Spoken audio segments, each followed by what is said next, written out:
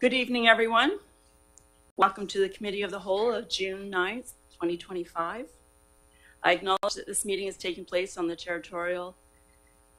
traditional territory of the Siano and South First Nations. The District of Metchosin is committed to reconciliation with Indigenous peoples, and we recognize, honor, and respect the presence of Indigenous peoples past, present, and future. Please turn off your cell phones in the council chambers this evening so that we don't have any interference or interruptions. Committee, we have an agenda before you. There are a couple of additions.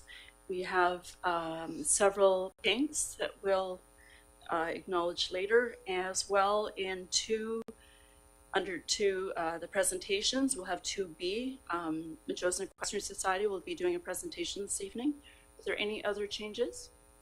If not, I seek a motion to approve. Motion to approve by Councillor Shukin and seconded by Mayor Little. All in favor? Carried. Thank you very much. Page 5, we have Mr. Derek Powell here to do a presentation with the South Island Farmers Institute. Welcome. Thank you for having me. So before we get started, I'll just tell you a bit about who I am. My name is Derek Powell. I farm in North Saanich, and I grow garlic there. I grow about 200 different types of garlic with West Coast garlic. That's my business. And I'm a part of the South Island Farmers Institute, which I'm here to tell you guys about tonight. I'm the vice president. We've been operating for 18 months, and we're rolling right through with our plans, and we'd like to tell you a bit about that. Let's see if this works. There we go. So we are a membership-driven Farmers Institute that represents a dynamic group of growers, producers, and agricultural supporters. We're a local institute founded and governed by farmers, for farmers, and community members.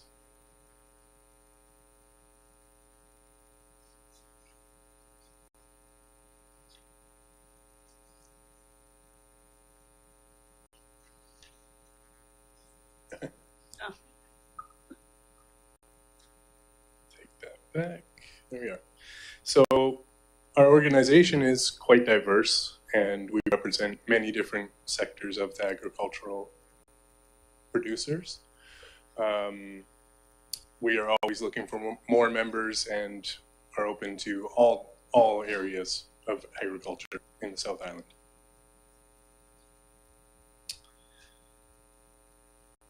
Also, our membership consists of all scales of agriculture. For me, I'm farming on 5 acres, and we go all the way down to a half acre and have members all the way up to 100 acres plus. We also welcome organizations, eaters, landowners, and local businesses as part of our membership.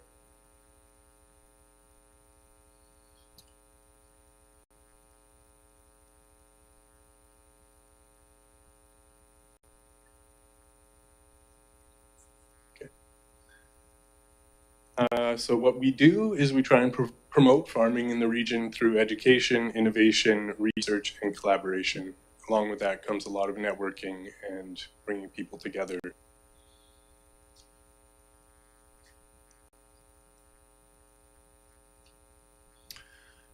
We were first incorporated with the support of PAC and continue to thrive with the support of many different community partners and municipalities, including Metchosin.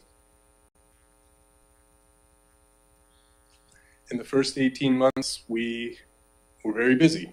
In this short time, we have organized and executed 24 learning events for our membership, and they've all been very well attended, and everyone's asking for more. Some of what we're doing, one of the facets is the Sustainer Series. In this, for 6 months of the year, once a month, we welcome and celebrate and showcase a sustaining farmer and address topics of regional concern. We find that learning from folk who've been farming in the South Island for some time proves to be very valuable learning and experience for all of us.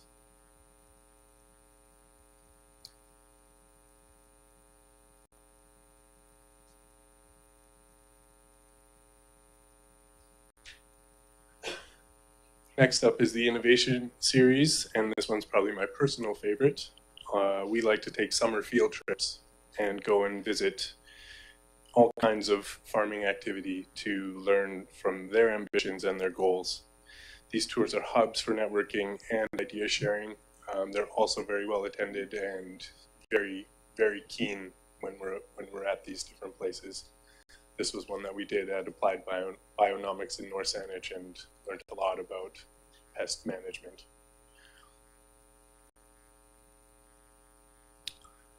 The business series focuses on everything that comes along with being a farmer. It's not just out in the field. We're accountants and we're bookkeepers as well. So this covers those areas, but home to a farmer's unique sort of interests. And these are all put on by farmers or professionals who can help us in that area. Farmer to Farmer is a full week conference held for farmers on Vancouver Island. We like to call it winter school. Farmer to Farmer brings together food producers, growers of all sorts, and the greater community to participate in education, capacity building, and community building. Farmer to Farmer has come to be known by island farmers as a very practical and worthwhile regional event.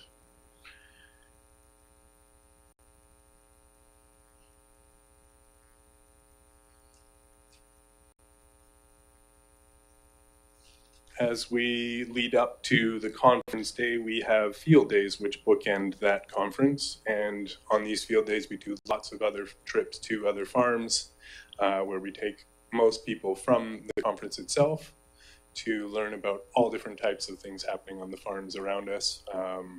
Many things that all of us don't get a chance to think about or learn about on our own as we endeavor in our own operations.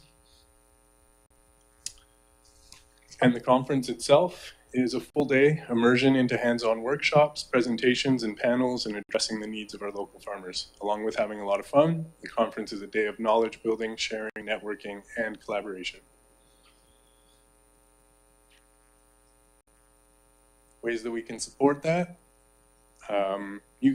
Metchosin is already supporting us with the grant and aid funding, and we very much thank that and are honored to put that to good use. We look for any great education and services opportunities for our membership. That is all I have to present to you guys today. Thank you. If you have any questions, I'm happy to answer. And if you would like to reach out at any point, we're happy to chat. And we're always looking for new members as well. Do we have any questions for Mr. Powell? Mayor Little. Yeah, thank you. Thank you for your presentation. I'm just wondering, has Central Saanich or North Saanich municipality sent the South Island farmers anything for their perusal or for comment? You mean the council? You mean sending it with me? To the South Island Farmers Institute. Has the council reached out for comment on any of the initiatives that they're doing? I'm pretty sure they have, but I'm not aware of that myself. Thank you. Yeah. Councillor Shukin. So through you, Councillor Donaldson. And thank you very much for your presentation, Mr. Powell, and especially your involvement in a group like this. It sounds very worthwhile, especially connecting, helping people learn and grow and all that. So I have two questions for you, 2.5 sort of. So there's a lot of Skookum garlic growers in Metchosin, I should mention. But I wanted to ask you, how's business? But more broadly, how do you see business going forward, your members? How are you guys doing economically? So I think this year can be can show that it's very good for most farmers that I know and I'm chatting with. Definitely in the COVID times, there was great years and then it slowed a little bit and now it's come back up. I'd say there's more support locally and I feel great about where my business is going also. Yeah. Anybody else? Yeah, I have a question. First, I want to thank you for your presentation. This council has, and previous councils have, supported farmers. In the last year, we actually had a farm tour in Metchosin with the Association Vancouver Island Coastal Communities Convention, and this year UBCM is another convention that's coming to Victoria, and there will be an agricultural tour. I haven't heard anything more other than it might be out on the Peninsula this next time, so that'll be exciting. This council also put together, and I noticed on your slide about the goose situation with farmers, and so we put together a resolution that got endorsed at the AVIC. It's going up to UBCM in September, so we'll be able to speak to that. I'll speak to it as I'm presenting it. So those are really exciting initiatives that we are engaged in or have been engaged in. I do have a question though for yourself. How does the South Vancouver Island Farmers Institute contribute to the protection of ALR lands, and what mechanisms can be used to educate small rural communities about the importance and long-term value of preserving these lands? Directly, we don't engage like in a direct way. Mm-hmm. We are obviously very much in support of it, and are there to facilitate for any of our members in any kind of way we can. Having only been around for 18 months, we haven't had that come up as a focal point yet, but we know it's a big issue for all of us. I myself am a leasing farmer, so I'm always I'm very aware that my land can go at any moment, and keeping things in ALR is something we all support. Last year, I believe the Institute put on a illegal dumping in ALR lands that several of us had attended at Saanich Fairgrounds.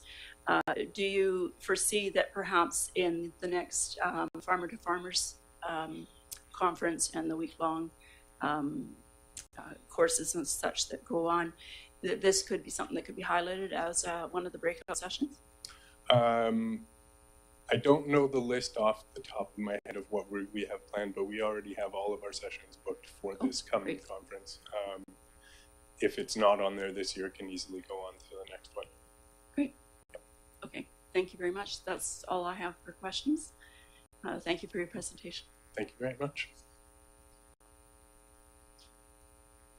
So next on our agenda, we have another presentation. This is from the Metchosin Equestrian Society, and Anna Whiten will be giving us a presentation regarding temporary stalls proposal.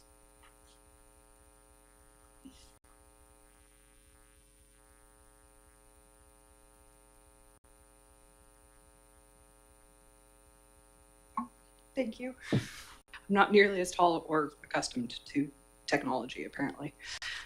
So hello, I'm Anna Whiten. I'm with the Metchosin Equestrian Society. I'm the current vice president. I have been the vice president of the society for the last 2 years now. Prior to that, I was a member at large, and then previous to that, I was just an avid participant and volunteer with the group. What I'm presenting today is a brief presentation on the temporary stalls, why we need them, and what they would add to the community, as well as the issues that we currently have with moving forward.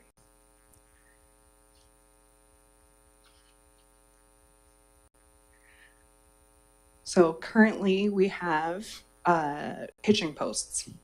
This is how we house animals during events.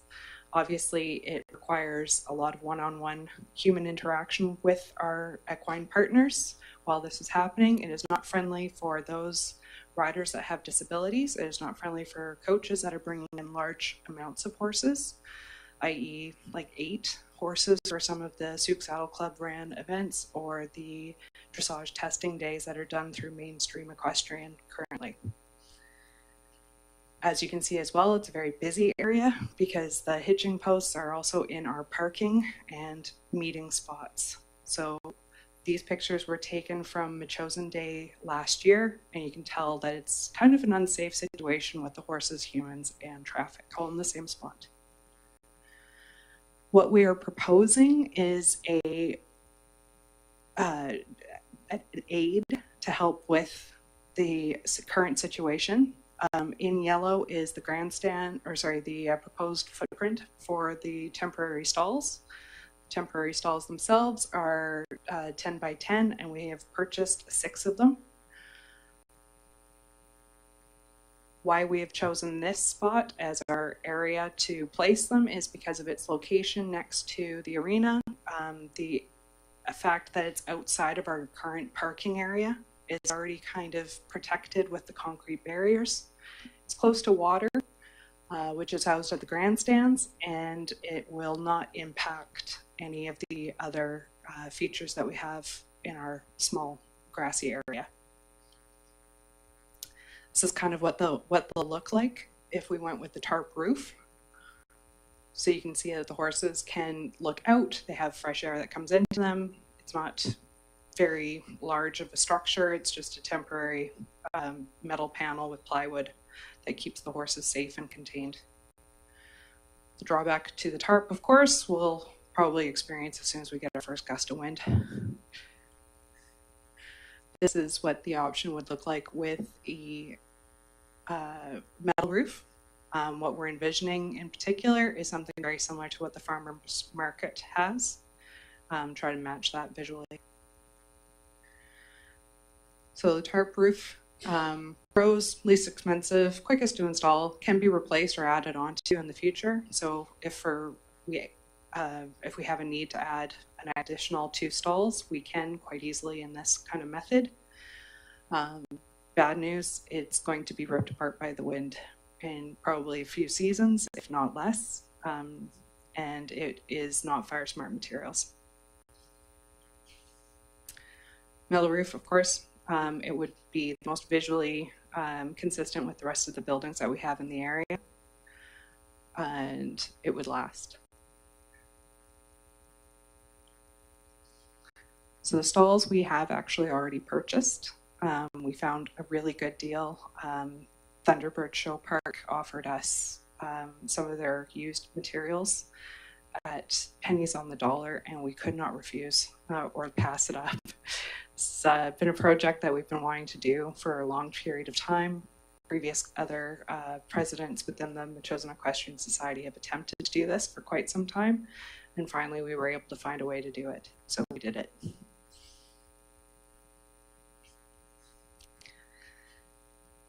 So the big issue here is safety. We really want to use the stalls to make housing animals safer, and we want it to enhance our events, things like bodywork clinics, first aid courses, emergency preparedness courses that we've hosted in the past require a place to put the horse.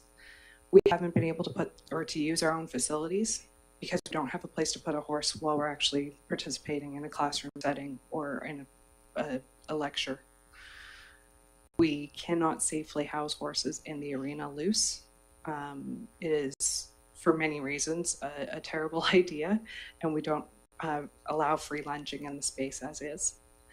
In the event of an emergency, say somebody's barn floods, fires, their fencing gets knocked down because of a car accident or a downed tree, we have a place that we can safely put an animal, and it doesn't have to necessarily be a horse. This could be used for any of the livestock that would be contained in it. More importantly as well, this can be used for livestock or horses that are not halter trained or are less handled. A lot of the horses that we use at our events have to be safe to be tied to a trailer or tied to the hitching rail. This would allow for a greener horse or a baby horse to be safely given a time and a space to exist without endangering themselves or others.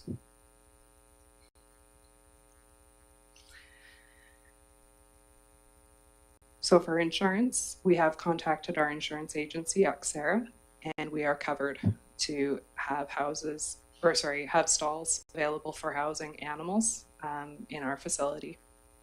So already we have the insurance that would cover this use. This is an example of our waiver and the insurance requirements that are included in it. On it is also the waiver that is part of the District of Metchosin's requirements, and we would not have to change anything. So if we did have it up and going, our existing membership would use it right away. just an example of what the stall use agreement would be for an event. In the event of an actual emergency, of course, this would not be applicable. This would be part of the district's ownership.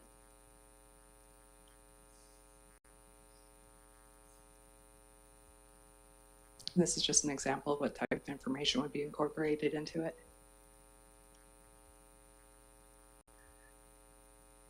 So this is the big reason why we want to do this. In the past 2 years, we've been conducting emergency preparedness training in conjunction with the fire chief and our fire department.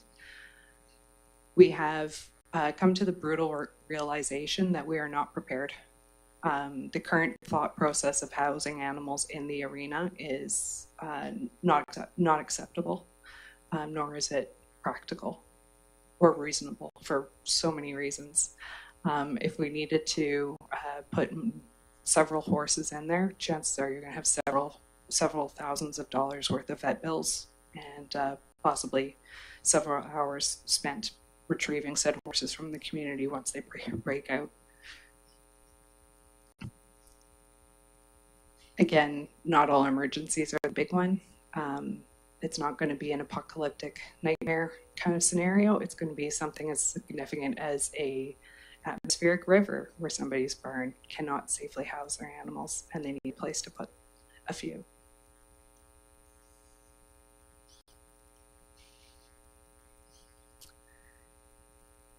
So what we have been doing is increasing our community involvement and putting together more and more educational outreach programs that are available to everybody on the island, or particularly within our community. Our emergency preparedness courses and seminars, we just hosted one. It was completely free and it was not required to be an MES member to attend. What we want to do is we want to help. The big issue right now is that there are no other places to house animals within the vicinity. Lexington Fairgrounds is no longer available. High Point up in Duncan, which last year offered a sanctuary for horses when the fire near Souk was happening, they can no longer house animals and are no longer accepting, nor are their facilities maintained enough to securely and safely house them. The closest facilities that are available right now are the Saanich Fairgrounds and the Cowichan Fairgrounds. Those are the only other kind of facilities that are capable of doing it right now in an emergency. So what we need to do right now is approve the site location, give us the green light. We will take care of the rest. If you can have your assistance on putting the footing down or anything of a grant and aid, that'd be greatly appreciated. We need to work on getting a roof. We need approval for, first of all, the location, the roofing type, or any other types of permits that would be required. Keep in mind there's no power or electricity that is going to this roof. It is very similar to the Metchosin farmers market.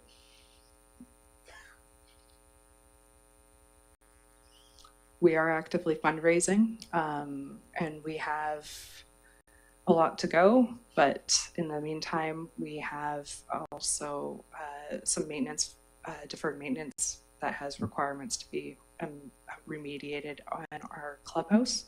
So we're trying to balance both right now.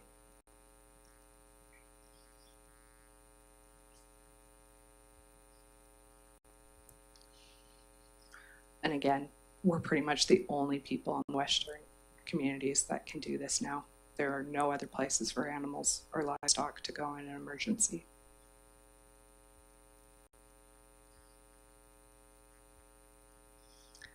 Right, are there any questions?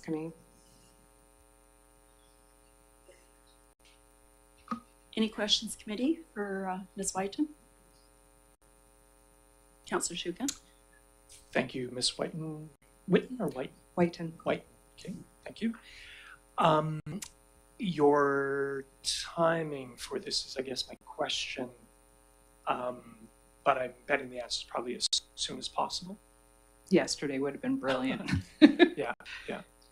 I guess one of my thoughts would be, and this may be an unsatisfactory answer, but this sounds like it might be an interesting project to approach council during budget as a one-time project. So I might, suggest that. The other thing too is come back to us with a very specific request. I'm still working out how we would ever even consider funding midterm. I'm not sure maybe we'd be able to do that, but again, giving some thought to approaching us at next year's budget time might be worth. Our group is pretty self-sufficient. The big thing we need is permission. Okay. Yeah. Sorry. And that might be something to think about, and then come back to us and exactly spell out what it is you need. Like, what is your ask of us? And I do need permission to put them up, because we're going to be making changes to the footing in that grassy area. I need to level it out so that the temporary stalls can get put up. I need permission to go ahead with it, and then we can work with you to come up with budget. But more importantly, like, we are really keen on getting this going, and we have all of the avenues being pursued at this point because it's such a worthwhile cause in our group. One other thing I might add is when the market was doing their stalls, the Museum Society was doing its portico. They did consult with the broader user groups as well. So, yeah, not seeking permission so much, but asking just for input, feedback, and all that. So, and we have discussed with the farmers market group, and they were the ones that gave us their names for their contractors and their estimates for previous builds. Councillor, you have some comments? Yeah, I just was wondering about the Agricultural Land Commission, because if there's anything permanent going into the ground, we do need to get permission to do it. And actually later on the agenda, we are going to be discussing that very thing. So we can't really give permission for anything until, like, that's one of the first steps, is we've got to go through them. As far as I know, we would have to go through the commission. I don't. Did the farmers market people do it for their footings? There was discussion for the portico. I know that that may or may not have happened. I don't recall. But the cricket club certainly had to, as we recall from that. Yeah. So that that can be a fairly lengthy process. So, unfortunately, so it's just something to keep in mind. We can't just say, yeah, go ahead and do it, because we aren't allowed to. So, would us just leveling the area and putting down like 3/8 minus cart path and having the temporary stalls sit on top of that? I don't understand with how. I think are you talking about concrete? No. So it's all permeable. Yes. Well, then it might be. It's permeable, except that it will have a roof on it. Right. So, and because it's not just a 10 by 10, it's significantly larger. It is one of those things that'll be on the checkoff list, possibly. Yeah. Our staff would know more about that. And it's for housing animals, so I'm not sure how the ALR, like, this is kind of what it's for, is it not? Yes, you still have to have permission to put buildings on ALR land. Is all it is a process, I believe. Okay. Mary Lily, you had a question? Yeah, thank you for your presentation. Apart from an emergency situation, approximately how many events would you expect per year to utilize these temporary stalls? Currently, we're doing every Tuesday night or Tuesday this summer. We have events scheduled, either drill team practice, working equitation, guided coaching, or evening free play. We have an event about once a month in the summer months. In the winter time, we usually have a bit of a break just because of the weather, but we have been able to ride on New Year's Day for the last couple of days or couple of years. So I would say probably 12 events, like larger scheduled events, and then weekly practices, they would be able to be used. Thank you. What I would suggest is if you liaise with our CAO, and then he can give you some information on the if we need to petition the ALR or the ALC for permission, given there's going to be a roof, and also the users group, Councillor Shu, not to seek approval, but just to let everybody know what was happening. So check with the CAO. All right, thank you. Councillor Gray. Yeah, through the chair. Thanks for your presentation. It seems like a brilliant idea. And as the mayor's saying, the CAO can help in terms of the process, but also the path back to council to get a decision. Okay, thank you. And the one comment that I have is, has the club engaged with members and non-members about sheltering in place, and do they have a directory of who to contact in emergency like the Backcountry Horse Club does? We have been working a lot with the pods, the emergency outreach that way. And then the sheltering in place, of course, we're continuously reminding our members to have a plan, have the capability. And when you don't have the capability to shelter in place, what does that look like, and what is your exit strategy? Because not always is shelter in place the best scenario. Correct, but if there is, like you're saying, either barn fire or ailments of some sort that livestock have to be displaced, is there maybe a neighboring property, that kind of shelter in place, maybe not in the same place, maybe next door they could go to, like a directory of who's got a trailer, who's got a neighbor that could help, like you were doing that when the Suit Fair happened. I recall seeing a thread on that and taking horses outside the community to help with that. Do we have any of that connecting of neighbors in Metchosin? Not organized in a grassroots method. We've, in all of our emergency preparedness clinics and seminars, we have strongly urged members to evaluate their own needs and evaluate what resources they have available, and to have their own plans. For us to, for example, the Buchanans, we don't know what they need, nor do we have the capability of listing out what resources would be able to actually help them. We strongly recommend every farmer and livestock guardian to have their own list done up ahead of time, and to analyze and talk to people before something bad happens, so that they have a plan. Again, we don't have anything written down or organized in that. We're a volunteer group that has limited resources. Thank you very much. Thank Any you. other questions, committee? See none. Thank you, Anna. Appreciate it. Okay, so we'll move on to public participation. If there's anyone in the public that would like to speak at the mic, you have 4 minutes. State your name and the street on which you live. And I just ask that you, when you speak into the mic, you can adjust it as you watch others, and that you speak with respect to your council, the staff, and the members that are in the gallery this evening. Anybody like to go first?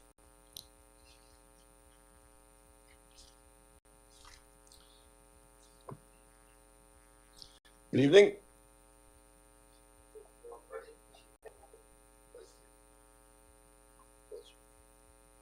Good, thanks. Okay. First off, I want to make a couple of comments here. You have a full prepared package that I submitted earlier in your info package. This is going to be a summary, so that in the interest of time. So I prepared this document to address concerns that I have regarding the processes that surround the fire hall replacement. As I have reviewed the documents, which I have been prepared for council, I find that there's something of a lack of rationale for proceeding in the fashion the council has chosen. And there appears to be something of a random or an ad hoc element in the decision process. And this is not to say anything negative about the fire department. This is all about process. So I believe that a need and risk assessment must be done to ensure that the district buys the correct product for the foreseeable future. Future population projections must be considered to ensure services are synchronized with demand. The council must become clear regarding capital costs as well as future inflation-impacted operational costs. Senior government contributions to the initial capital cost must be realistically evaluated. The table that I presented in your full package provides with information on government contributions, senior government contributions to the most recent 10 BC fire halls. I draw your attention to the largest contribution of approximately $2.5 million to the city of Councillor, a city of 25,000 people. I ask that council consider the ramifications of a potential large expenditure and how it may require borrowing as part or all of the capital cost, and the implications of long-term debt for local taxpayers. Moving on to needs and risk assessments, I draw your attention to comments from firefighters made at the meeting of June the 5th regarding health issues. If, as been suggested, the original fire hall is indeed contaminated with black mold, then the risk is to health and the need is immediate. Stachybotrys, otherwise known as black mold, is known for causing chronic respiratory problems in susceptible individuals, irrespective of age and gender. If an assessment shows the presence of black mold in the building, and most 40-plus-year-old buildings on the South Coast are contaminated to a greater or lesser degree with black mold, then all functions should cease in the building, personnel moved to temporary headquarters, and the structure dismantled, as remediation of a 75-year-old structure seems highly impractical. In summary conclusion,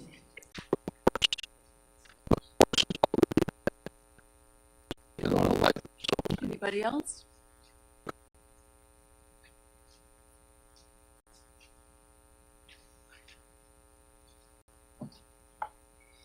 Diana Smith, 4488 William Head Road. Just an ordinary taxpayer, citizen, don't have a lot of expertise. But I support the new fire hall.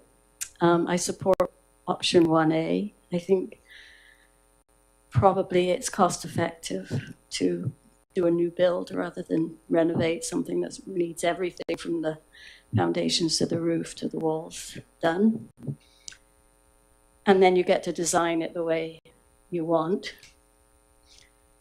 I imagine it might mean increased taxes, and definitely would be willing to pay more taxes without complaint when that comes up.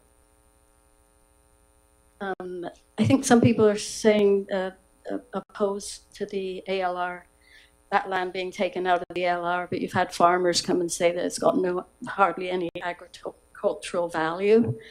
And it just seems like a red herring to bring up the ALR situation. I mean, it's like a parking lot right now. That's what we use it for, and access to all the district office and everything. At the meeting on Thursday, one of the steering committee people was saying, well, we might need it for that piece of land for greenhouses.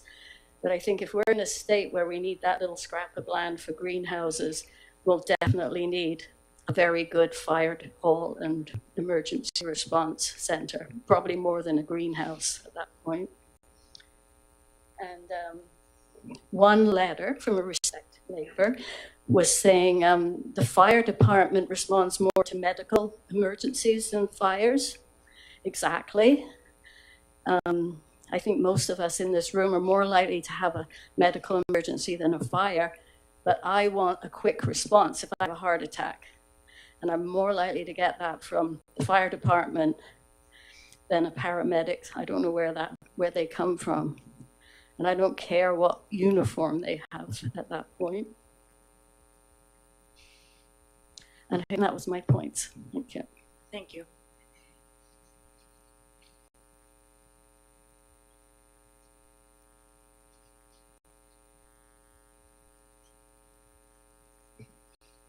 Good evening, Ellen Frisch, Perry Crossroad.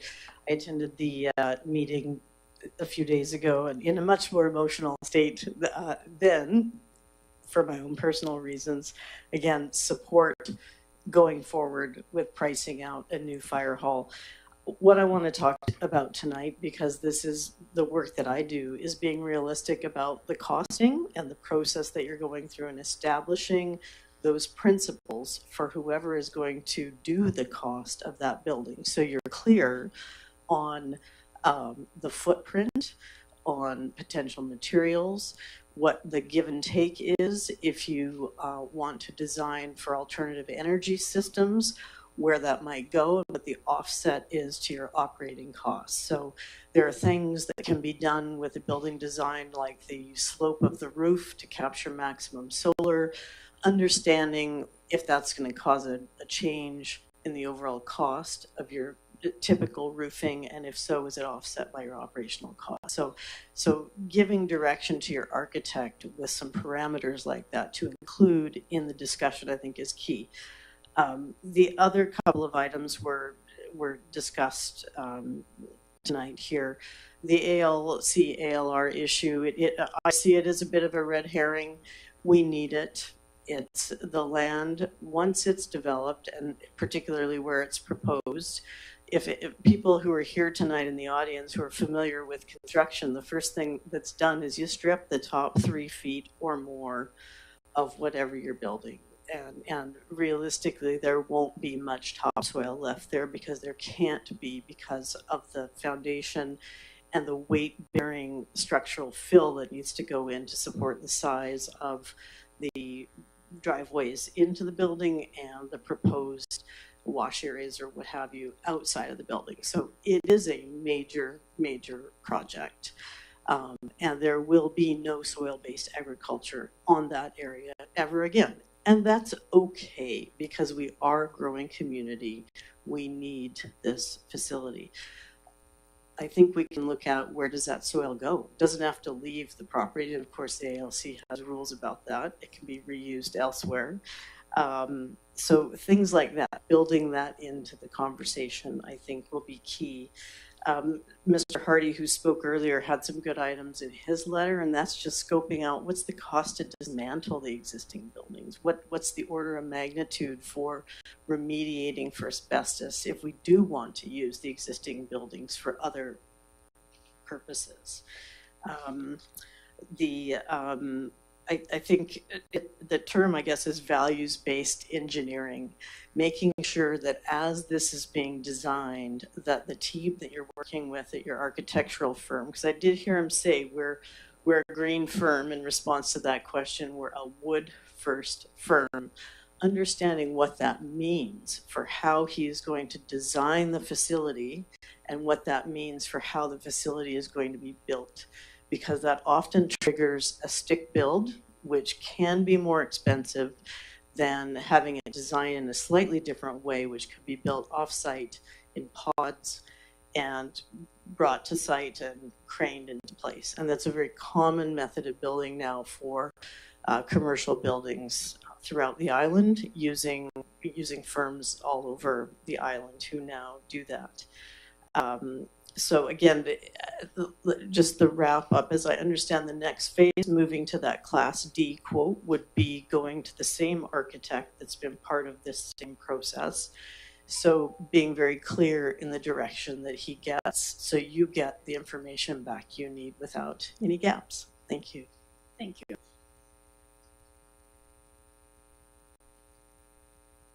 next.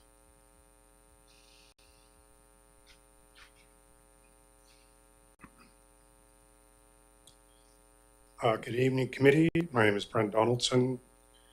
I'm a member of the Fire Hall Steering Committee. I'm also a retired firefighter who spent 35 years in the trade, both as a career and also as a volunteer. One thing I can say is that I understand the firefighter culture and I 100% support the fire department here. What is unfortunate, though, is that it's turned into them against us. And in the fireman community and the rural community, that's unfortunate. But that's the nature of Metchosin from anybody that's lived here for any length of time. Certainly, my concerns is there is a disconnect, or there was a disconnect between the subcommittee and the steering committee. Option 1A was never discussed at the committee level. And the first I found that was moving ahead was in an agenda package, which was sad. I direct your attention to the Skyline report, April 22nd, 2025. The last paragraph, basically I'll paraphrase, is that an option for the district would be to get some costing. And certainly I feel that that would have been important. And there wasn't much entertainment at that committee level in May to move forward with that. The current apparatus day is 29 years old. This building here is older. Respectfully to the men and women that work in this building every day, we seem to have forgotten about their well-being, because is this building seismic? Langford Fire Department is an example, a few kilometers away. It was built in 2001. I'm just wondering if they're fearing the stability of their structure. There's 24/7 members that work there, and it would be interesting to touch base with those folks to see if they've done a risk assessment on their building. There's no assurances of grants. There's approximately 120 million that's going to be spread out through the province. The most we can get is 7 million, but the most we could get is 500,000. So we need an option. If we're going to move forward with 1A, and that could be in the tens of millions of dollars, if we don't receive those funds, then what? I suggest that we regroup, find out what it costs to bring the apparatus bays up to seismic levels, remove the administration building, build a two-story building like we originally were talking about building on site. Maybe consider moving the fire department to the school. There's classrooms there. On Thursday nights, when the fellows and gals are done they're practicing, maybe they could go to the community house, book it on Thursday nights, and they could have pizza and have a visit. I just think we need to look at this without haste, because it certainly is looking like that now. Thank you. Thank you. Anyone else like to speak?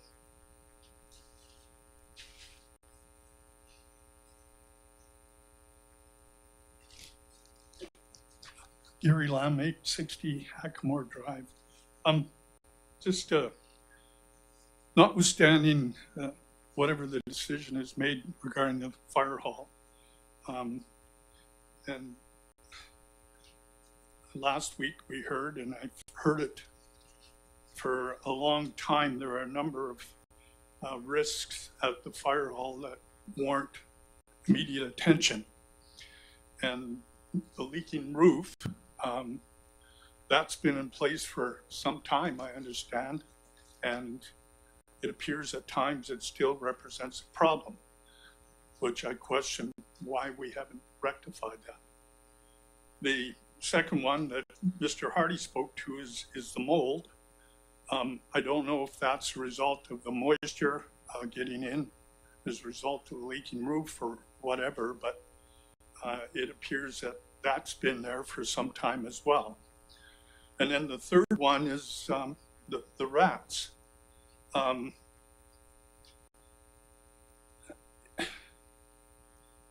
Unfortunately, we live in the country. I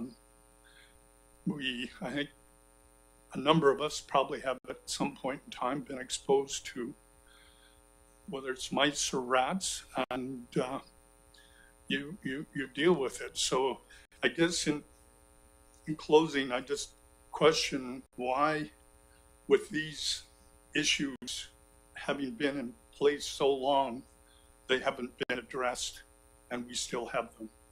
Thank you. Thank you. Anybody else?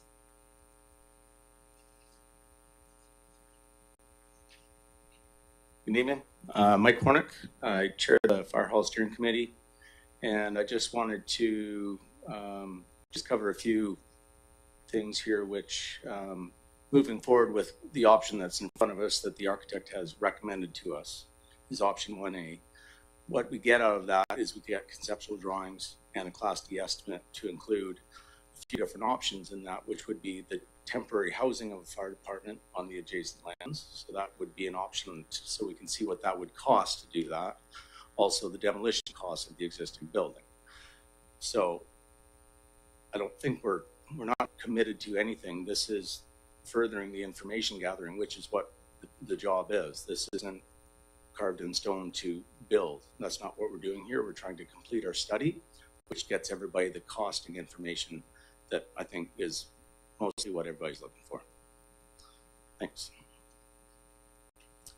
Councillor Gray, yes. Through the chair, Mike, I wonder if I could ask you a question. We've had a lot of presentations of people saying they want the fire hall built at the preferred option.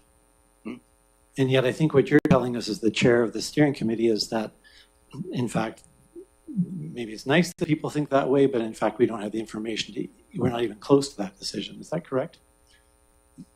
I don't think that's not necessarily correct. No, the architect that we've hired to do the feasibility study has recommended this as what he feels, his professional opinion is that is our best option. That's what it's looking like.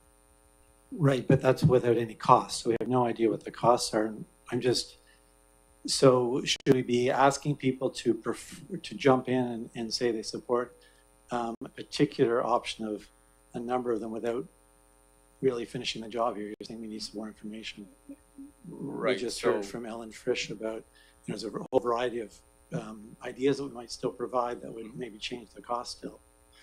Yeah, and I think what would happen, that sort of thing would happen with the construction drawings, right? So as you advance the construction design, you would go into value engineering.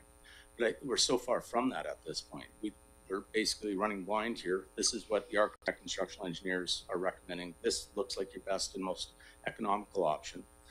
If we move forward with the option that's recommended to us, we will at least get some costing towards it, conceptual design, but the ability to apply for the grant. And from there, we can, get to the next step.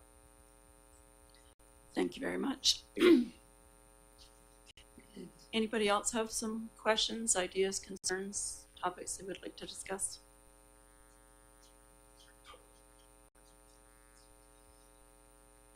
I'm not sure how you get costing for all the options without, looking at all the options and make that choice. Anyway, council neighbors tonight, I won't speak with anger. Darren, Graceland. I'll speak with mourning. So we came here to build a fire hall, but what we've witnessed is the quiet cremation of something more fundamental, trust. So on June 5th, my public submission was rejected, not for language, not for length, but because it dared to speak plainly about the gap between campaign promises and council's actions. Tonight, a portion of that submission was finally included, but only the palatable half. The truth was cherry-picked and the hard questions clipped away. Council doesn't have to agree with my words, but it shouldn't fear them. If public meeting is only welcomes praise, it's no longer public, it's theater. We've seen fire halls shake behind closed doors, trails pushed forward without record, and committees with no minutes, no agendas, and no accountability, all defended as normal governance. But remember this, transparency was not a bonus feature of your campaign promises. It was a core promise, and those promises are not props, they're contracts with your constituents.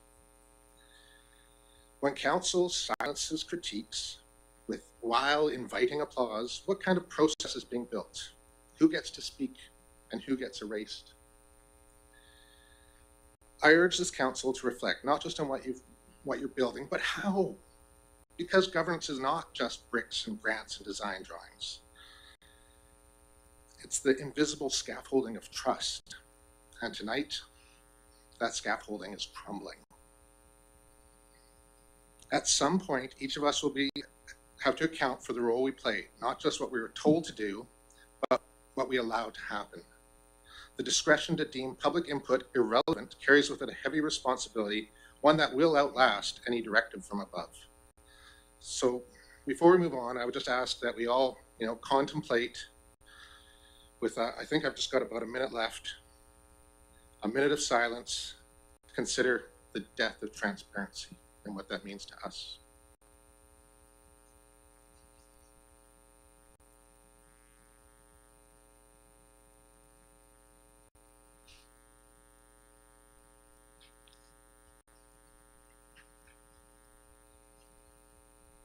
Mr. Brown, do you have anything else to say? If not, I would ask that you sit down and we get another person to stand up. I've just got one, my time isn't quite up yet, so we'll just 30 more seconds. Contemplating what transparency means to you, how important it is to your constituents.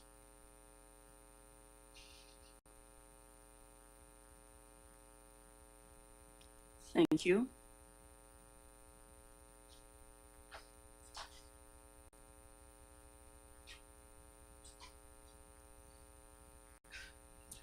Hello, Nicole Shukin, Le Bon Road resident. I just have to comment on that recent comment about transparency and just contextualize it a little bit. Mr. Brown is the treasurer of the new APRM executive and the chair. As a member of the APRM, I've been requesting that the APRM be transparent in publishing the minutes from its recent AGM. There's no website up for the APRM currently. The minutes from its AGM aren't published. The information about the changes on its exec have not been made transparent to members. So I just would qualify those comments about transparency in relationship to the source. Thanks.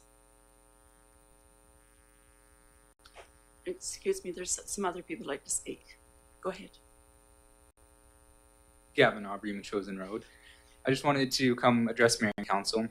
Last week when I spoke, I was quite emotional, and I came not only as a firefighter but as a citizen to encourage the continued process of the feasibility study, which, as we've heard, doesn't lock us into one option but provides many. And I was a spokesperson for my fellow firefighters, fellow members of the community that came here to support not only my discussion, but their own vested interest in their current and future workplace. As members of this community, we don't often put our voice forwards. We often take a servitude role. And this was one time where we came together to voice our opinion.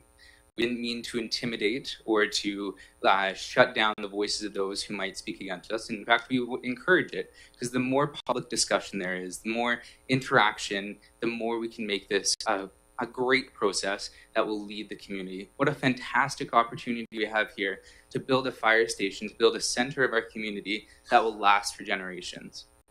I, in particular, am in favor of building a new fire station next to where the current one is, specifically for that reason. Adding in a 30-year-old fire station, or apparatus bay, a 30-year-old part of our firehouse, doesn't land in longevity. We want this to be a structure, a firehouse, a place of gathering, a place of events and birthdays that will last for generations and generations. When I view my future and the want to start a family, I want to see my kids as Metchosin firefighters and their grandkids and their grandkids. And I don't want them to be doing that in an apparatus bay that is currently deficient. I want them to be doing that in a place that I know will stand seismically, a place that will lend to their safety and their health, a place that's future-proofed. So again, when I spoke, it wasn't to intimidate, it wasn't to shut people down. And when we stood at the back, it was because we were in uniform on a Thursday night and we didn't want to take up chairs for everyone else. It was to invite discussion and make sure that our voice was heard in a way that was public and that everyone could understand. Thank you. Thank you. Anybody else like to have a moment to talk about anything here?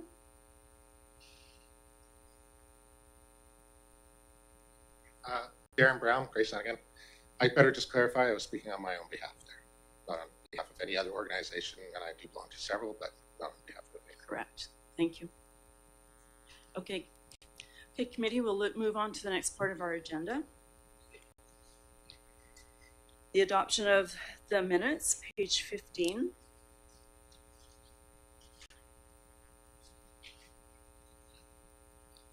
Move adoption. Moved by Mayor Little, second by Councillor Shukin. All in favor? Carried. Thank you. And on page 23, the Special Finance Committee meeting of May 26. Move adoption. Moved by Mayor Little, second by Councillor Epp. All in favor? Carried. Thank you. And receipt of minutes on page 25. This is the Peninsula and Area Agriculture Commission, April 10th, 2025. Move receipt. Second. Moved by Councillor Epp, second by Councillor Shukin. Just one comment, Councillor Donaldson. It's great to be seeing these on a regular basis now. Yeah. Yes, it is. We're moving for more advanced now that we have good terms of reference and some staff support. And on that note, I would like my fellow councillors consider attending one of their meetings. It's always on the same night that I have a board meeting. So just put that out there that in the future there'll be a formal request coming to you. Okay, I'll call the question. All in favor? Carried. Thank you. And page 31, the Parks and Trails Advisory Select Committee of May 20th. Move receipt. Moved by Councillor Shukin. Second. Seconded by Mayor Little. Call the question. All in favor? Carried. Thank you. And page 31. Oh, we did that one. Page 37. The Healthy Communities Advisory Select Committee of May 27th. Move receipt. Moved by Councillor Epp. Second. Second by Mayor Little. All in favor? Carried. Thank you. And page 41, Environmental Advisory Select Committee. I'll move receipt. Moved by Councillor Gray, seconded by Councillor Epp. All in favor? Carried. Thank you very much. And page 45, we have business arising from the minutes, healthy communities. Councillor Epp, can you please speak to this? Sure. The committee has been brainstorming ideas to have some events going on at the school. And as I mentioned previously, there's going to be some type of an open house sort of event later in the fall. But we did think of that a movie night might be fun. So we're just looking into that. And the committee chair, Sherry Work, has been finding out various options that we can to acquire movies for free. The library is one source, because otherwise the performance fees for movies that don't have some kind of an option of exclusion are fairly high. So yeah, so it's basically to be announced coming up. But I would move that council support. What do I got here? Recommend that support the Healthy Community Advisory Select Committee hosting a community movie night at the gym this summer. I'll second it.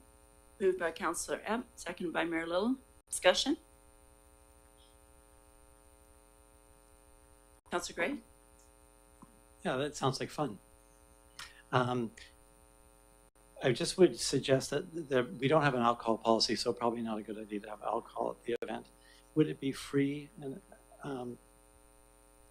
Question, I guess. Yeah, we're hoping to make it free or by donation. We need to touch base with our CFO just to find out. Our hope was that we actually might be able to collect a bit of money to support purchasing like sports equipment for the gym or things that we could use that are needed there. So, thank you. Councillor Shukin? Will it be a scary movie?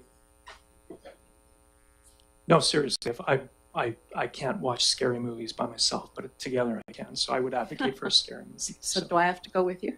Yes.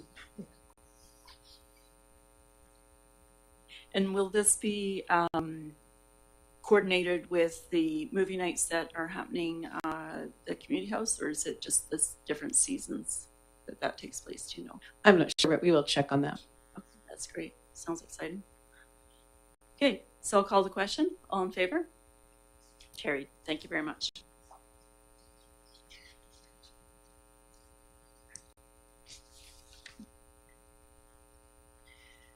Okay, so now we have reports, 7.1 on page 47, and I'll ask Mr. Creek to speak to this report, please. This is the Fire Hall financing analysis.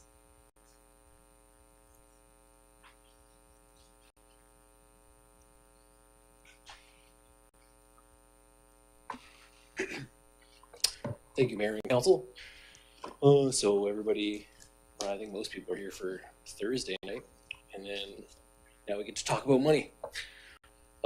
So first off, good news. Here is our current reserve funding. We got the Growing Community Grant from 2023. That was from the province. Current balance was 2.6 million, or we're just earning interest on that. I put 2 stars on that because it's it's in reserve, but it's really more of a grant, right? So we have to use this money by March 31st, 2028. And so when I got here, it was kind of indicated that the money would end up being used for the fire hall, but nothing was written in stone. So I just kind of kept that in my head. The building replacement reserve sitting at 3.4 million. And so that's been saved up over the last decade or so. We've been contributing about $300,000 to $400,000 a year to that. And then our gas tax, so it's at $1 million in the bank. We receive about $250,000 a year from that.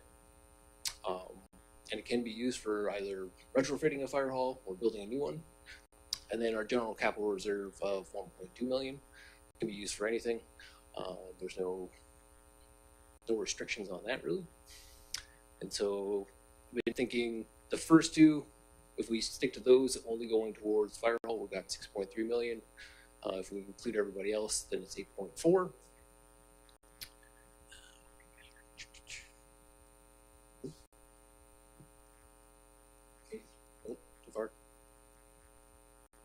There we go. So the grants that we've been talking about, we've got the Strategic Priority Fund from UBCM. So this was another issuance. They've sent money out in 2015, 2017, and 2022. As mentioned earlier, you can get up to $7 million for retrofitting or building a brand new fire hall. Application deadline is September 12th, 2025. That funding, from what I can see from those previous intakes, nobody's actually received $7 million. Highest number was $6 million. In the very first issuance, people were getting 11 million, but it seems like they kind of rolled back on what they were going to pay out so they could give more money to more people. And then the Growing Communities Fund, so again, that was issued by the province, 2023. It gave us 2.4 million. We've been earning about $120,000 a year on that. And then we do have to start a project by March 31st, 2028 in order to meet their qualifications. Any questions at the moment?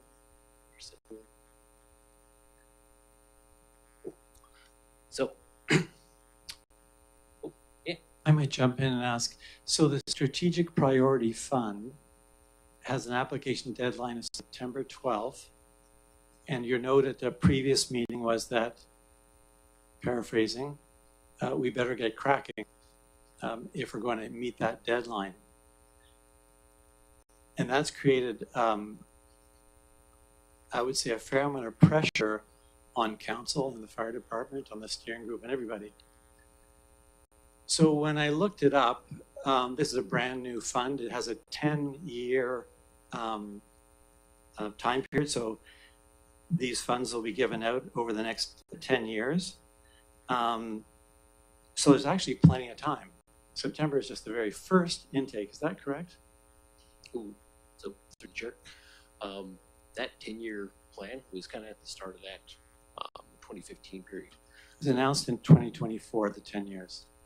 So they take the money from originally the gas tax and they give it to UBCM, the Community Building Fund. And this is just another aspect of it. So I read the press release, and it says it's a new amount of money come out over a 10-year period from 2024 to 2034, and it went on to say that this is the first intake of funds happening. So we probably need to get that totally clear for everybody. I'm reading just off the press release on the site at UBCM. It just seems to me that everybody should know there's going to be a second intake, a third intake, presumably over the 10-year period. We'd certainly look into it. So the next part, whatever this option ends up entailing, like if our reserves and potential grant don't cover it, we would need to take on some debt. Now, the District of Metchosin is limited in debt options by legislation. So the municipality cannot exceed spending more than 25% of their annual calculation revenue from the prior year on debt servicing. So based on our 2024 revenue, our debt servicing limit is 2.2 million, meaning our total annual payments of principal and interest can't exceed 2.2 million. And then there's a couple ways in order to take on debt as well. If the District of Metchosin ends up with debt servicing options that cost less than $442,000 or 5% of that annual calculation revenue, you don't have to end up going to a referendum or AAP, the alternative approval process. However, if you're going to end up exceeding the 5-year repayment plan, then we would need to go to either a referendum or AAP. So as of June 2nd, the MFA has loan rates of 5 years, 3.2%, and then goes up to 4.66% for 30 years. And then for each $1 million, I put down what it's going to cost to service it. So 5 years, $220,000 a year. That includes only $32,000 of interest, and then down to $65,812 for 30 years, which is $46,600 of interest.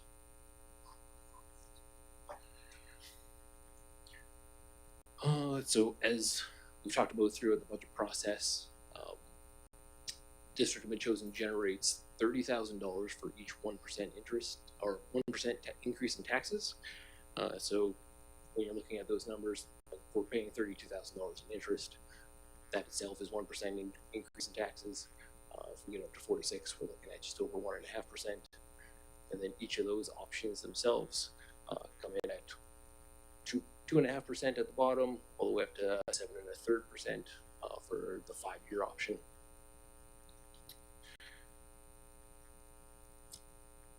And then the big kicker on this project relates to inflation and interest. Right?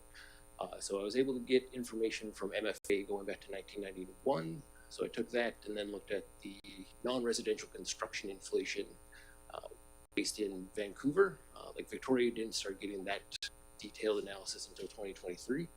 So I wasn't able to do a great comparison there. But the gray line there is the interest rate. And then inflation is the green line. So back in the 90s, everything was great. You'd save money, you get a lot of interest on it. Awesome. And inflation was near zero. It was actually negative for 1991. Then it just starts fluctuating. Then we hit the big old recession there in 2007-8. That's when everything really hit the fan for inflation and interest. It's kind of end up flipping spots. So in the last 9 years, interest on debt has exceeded inflation like 6 out of the 9 years, which is not great. kind of dependent. A lot of these numbers ended up changing around based on A, a recession, or B, based on what was going on in the provincial economy. And so when there was a greater demand on infrastructure and building, inflation went up. When there wasn't as much, it went down. And that's what we're kind of seeing right now, at least in the province, of BC itself, and as long in Canada. So in Canada, we've got the federal government that's really pushing infrastructure projects for nation building, pipelines, ports, rail, that type of thing. And in the province itself, there's a big push on housing and the infrastructure that's related to that. So with those two things combined, it would appear unlikely that inflation is going to be dropping back down to a 2-3% rate for non-residential construction. In the past, non-residential construction inflation has generally been about 2 times CPI, but it does ebb and flow. And then the final point is the District of Metchosin does actually have a debt policy in place right now, which avoids unnecessary long-term debt. They do have workaround in there relating to emergency situations and needing the debt to be repaid within 5 years. So that is something to be considered and then possibly adjusted if debt is going to be taken on. Do I have another one? Can I just jump in? Yeah. Excuse me, just through the chair. The previous diagram you're just showing us, is there an easier way to explain that to us? It sounds like it's not a great situation right now. I was curious about this drive. Well, first of all, it seems like the grant is into the future, so there's no rush for that. And then it seemed to me like maybe not a good time to be building, given all of the calls on labor right now. So presumably labor costs are up, making it, you know, is this the best time to do this in the first place? And then the tariff situation with materials and those kinds of things, again, that presumably will resolve over the next few years. But how does that all relate to the graph you're showing us here? Is that part of what you're talking about, the labor costs? So with other construction going on? Through the chair. Yes, so labor costs, they're not predicted to be going down in Canada anytime soon. Like the established workforce with skilled labor, they're all baby boomers and they're within the range of retiring. Like half of our admin staff is within the next 5 years could retire. And it's the same thing out there with construction. Like they're predicting a big labor shortage in the future, which is only going to drive up costs for people that know how to build something. They're going to be taking full advantage of that. The tariff situation certainly could be driving up costs. Like the Prime Minister, he reversed most of the tariff increases that he put on the United States back in April. That's helped a little bit. He kept some inflation or some tariffs on steel, but he did remove a lot of them. So not too sure on where that's going to end up playing out.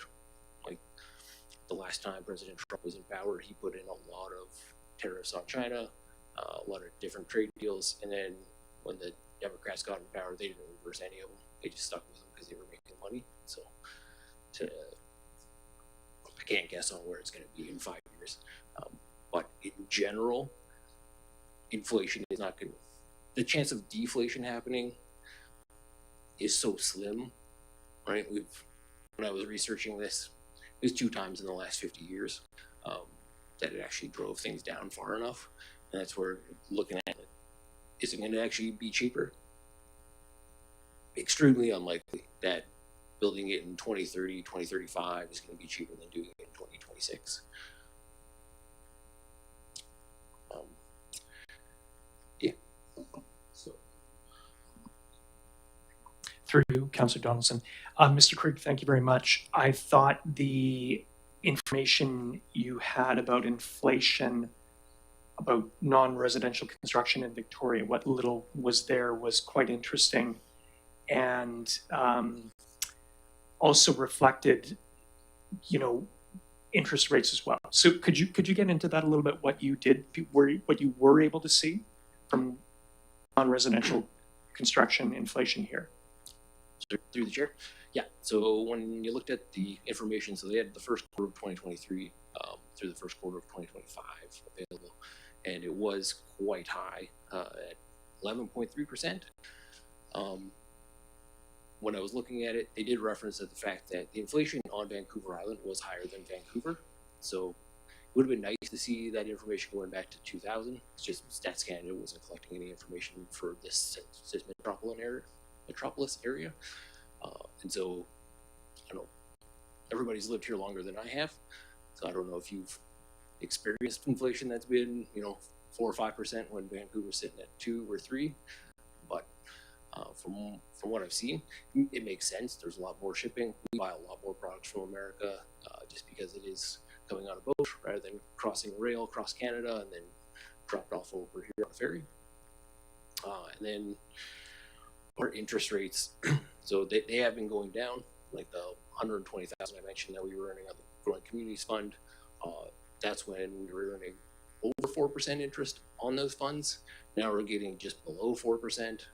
In some cases below 3%. So the money is not there to offset the inflation increases anymore, like it was back in the 90s, you can see. So it's not, the future is not looking good for investments beating out inflation costs.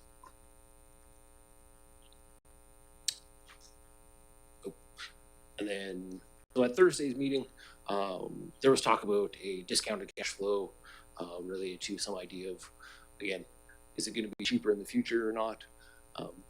It's not something, a discounted cash flow is not something we end up would do for a building such as a fire hall. That would be something more of a school where there's future cash flows that we're going to be having. We can discount that back to the current present value, take that off of what our cost is going to be, find out if it's positive or negative, and decide whether to do something. For a fire hall, which is a public service, the best analysis would be like a life cycle cost analysis or a cost benefit analysis. I can lean more to the life cycle cost analysis. I can deal with the numbers. Cost benefit relies on a lot more of the qualitative factors that I myself don't know greatly about, like job creation. Like, do we care? I don't know. It's not me. Community safety, is it going to generate more safety than what we have right now? They're doing a great job with what they have. Could they do better? I don't know. And then reduced insurance premiums. When I've talked to the fire chief, in order to drive down the overall rate that every resident pays inside of Metchosin, we do need to get better equipment, better services, and that can help everybody save money, but hard for me to calculate a number on that. Life cycle cost analysis, much easier on my end. We can find out the capital costs once the study is completed on which option is chosen, whether retrofitting or building. Operating and maintenance costs. Generally, people take a percentage of the total cost of the building in order to calculate what that's going to be on a year. Anywhere from 2 to 4% seems like the numbers on people. Utilities and energy uses. We can get lower energy use by having a well-sealed fire hall. Isn't leaking hot air all the time. It's cooler in the summer. We can use solar panels to reduce our electricity needs, heat pumps to reduce our natural gas usage, and then rehabilitation and replacement costs. So how much goes into maintenance? Right now, the total book value of that fire hall and apparatus bay was $660,000. We're putting in anywhere about from $30,000 to $40,000, which is about almost 7% of the building original cost. We've gone up to $48,000 in 1 year, but that hasn't really stuck around. Then end of life disposal costs. I think Mike mentioned earlier about getting that determined through a study. Might be mistaken on that, but we can find out what it would actually take to end life on that product when it's finished. I think the architect said it would be about 75-year lifespan. So those are the type of things that much easier to consider, but trying to find out if this thing is going to be cheaper in the future. My best guess, not a chance. Like every year it's going to go up, especially when it's something that costs 10 million, 15 million, whatever number wants to come out. When we're talking about that kind of number, it's much better to do it now rather than later. We've seen it with our trucks. Last year we purchased a new single axle truck. Original budget on that was $275,000. That sounded good back when it was proposed in 2022. By the time we got it in 2024, we're talking $320,000. not the end of the world, but it's certainly, you know, that municipal equipment reserve. When you extrapolate that onto a $10 million building, you're looking at almost $11 million but in 2 years rather than $10 million. So if you want to spend an extra $500,000 per year, which equates to about a 15% tax hike each year, it's sizable. So from my kind of message of like, get it done sooner rather than later, if we get the $7 million now, it will do us far better than waiting to get $7 million in 2028 or 2029, because the cost of this building is going to be, if we started at 10 million, 2028, you're talking 12.5, $13 million on a good range, right? So the quicker it can be done, the better on their financials. But, no, any questions?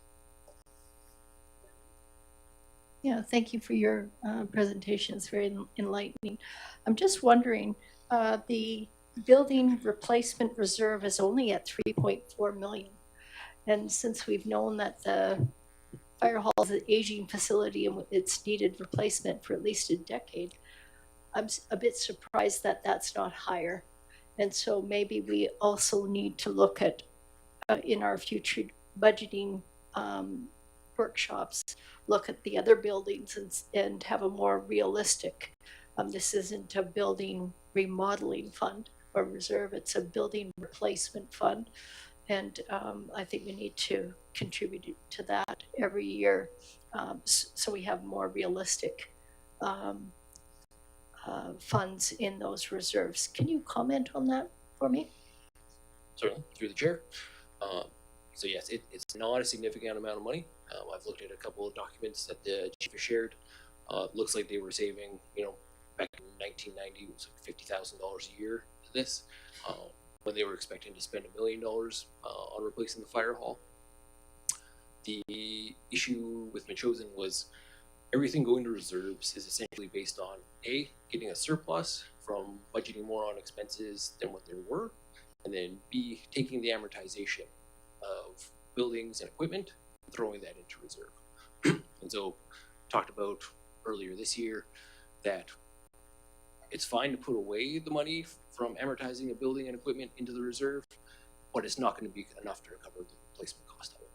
Like when we amortize the roads, or even this building, right? If we spent $2 million on it, when we go to replace it in 50 years, this is not going to be $2 million, right? We're talking, again, 10, 15, whatever it might be. So you need to take the amortization, put it in there, and increase it by 5%, 10%, and then come the 20, 30 years, 50 years down the line, then you should have enough. But it certainly hasn't been enough in the past. Good question. Councillor Gray. Yeah, just following up on Mayor Little's point, I remember it was December 5th, Mr. Creek, that you brought us a report, and I think what it said is that we're not in a financial position to replace our district assets when they need replacing currently. So our financial situation is not that great. And we're looking at here a project amounting to millions of dollars. I think our conclusion, or your conclusion rather, was that our reserves are underfunded to the tune of $672,941, which we can only make up by increasing taxes. And then we did talk about that this year, but this council's decision was not to begin to build up those reserves, and that's just a month and a half ago or so. The other thing the other report that we talked about earlier today, or we're in touch with on March 3rd, you gave us a different report, and that was that Metchosin's projecting significant challenges to fund future operations without cuts to service or substantial increase to residential taxation and or additional revenue strategies. So we're in a situation where our reserves are inadequate to just run the operation here. A number of years out, I think you described to us, if we put in 1% per year, 15 years, we'd be in good shape. But tonight we're talking about actually spending millions, not actually filling up those reserves. If we did move and use the tax reserve and the general capital reserve, I noticed that the general capital reserve is at 1.2 million, but the optimum amount would have been 3 million. So we're a long way from getting to bring that reserve back if we're to spend it. Do you have any thoughts about our general financial circumstances and then this idea of going into debt at the moment? Through the chair. So correct. Like, the money that we have saved up right now is not enough for the district to replace all of the assets that we have. That includes the fire hall, all the buildings we have, the roads, the bridges. Yep, absolutely. And so what we need to do is definitely increase taxes, put an infrastructure levy out there, start putting that away. Where we do have enough, like we can operate, right? The next 5-year capital plan, totally covered. That's fine. And we're doing little drips and drabs here and there. It's just not enough to cover these one-off big items like a fire hall or a municipal hall. And those drips and drabs of capital, is that the impact that you describe here? There, if we use up these all the reserves and spend it 8.4 million, then there would be a projected impact on our capital expenditures. I suppose that means we wouldn't be doing improvements at the school that we have planned and other things like that. Through the chair. Correct. So right now our general capital reserve is being used for the school updates like the septic tank, that type of thing. The gas tax is going towards roads and trails. And so with one thing that we do get that $250,000 a year from the gas tax, so that keeps getting refunded. That's not on us to replenish, but the general capital reserve certainly is on the district itself. And the other one, we have the Flesh Road Bridge, which we're talking about several $100,000 potentially. Does that get impacted as well? It could be. Sorry, through the chair. It certainly could be. But right now, based on the cost of it, we're looking at 1 year of gas tax that could go towards that. It's available for that. We can't use it for assorted school items, though. Thank you.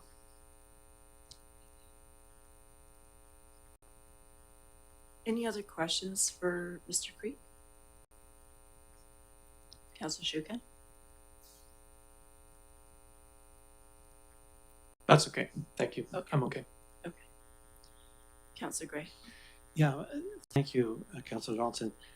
Mr. Creek, I wanted to ask about the debt question. So when I look at it, I'm just using, well, I don't know if this is conservative or not. The other night we were given a figure of the square footage cost, and we have to realize that what our architect was giving us was just a number. It wasn't a certain at all, but a range of $550, $650 per square foot, with a site of 16,000 square feet. So that would mean that if it took the high end, $650 per square feet. I do that because Nanaimo spent $909 per square feet, and Saanich is spending $1,980 per square feet. So if you go to the high end and say just 650, that gets us at $10.4 million. And if we accepted that to be a Class D estimate, that's plus or minus 50%. So the maximum there would be $15.6 million for the fire hall as described. I think we can probably expect an overrun. So if you put a small overrun compared to what's been going on elsewhere, which are large, like 40%. If we put a 20% overrun, that gets us to $18.64 million. We would need to borrow for that, presumably. Through the chair. Correct. And so if we used up our general capital, gas tax, and the reserves, or the grant and everything, we're looking at just over $15 million to go. Yeah. So then if you had 18, you'd need borrow about $3 million. Yeah. And yeah, that would certainly require it. Getting up there. There's one option that the district itself has right now as an extra reserve, and it relates to the West Shore Parks and Rec Society. If the district decided to pull out of that society, we right now have almost $2 million in a rec stabilization reserve. That money has been set aside for any capital projects with the West Shore Parks and Rec Society, like a new ice rink or pickleball court, whatever they're going to do. You have to give 1 year back away from the West Shore Parks and Rec Society. If you did, we'd have that extra $1.9 million to put towards whatever you want, transferring to another reserve. But thank you.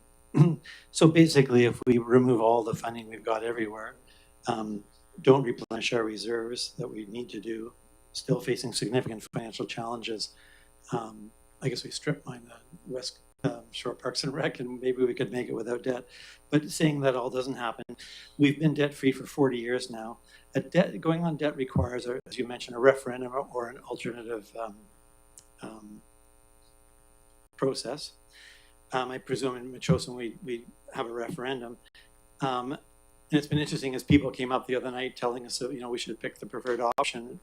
I was kind of a little bit cheered by the fact it's not actually us who's going to choose that. It's going to be the people who are standing up to tell us, so they'll all get to vote.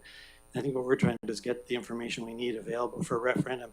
I'm not sure, though, when I looked at the briefing notes that you provided previously, it said if we want to go for a grant in September, which I'm arguing is not necessary, until we could go through the due process and our due diligence here and get the information together that our committee chair is suggesting we get together. Doing all of that, let's say we did go in September, how does it work? We get a feasibility report, we sign have a council motion saying we're going to build this thing. We commit that we will take care of all the overruns. Where is it? We know that we'll go into debt, let's say. Where does a referendum happen? We have to do this in good faith, presumably. Do we have to do the referendum before we make the application? Midway? Afterwards? Where does the referendum fit in?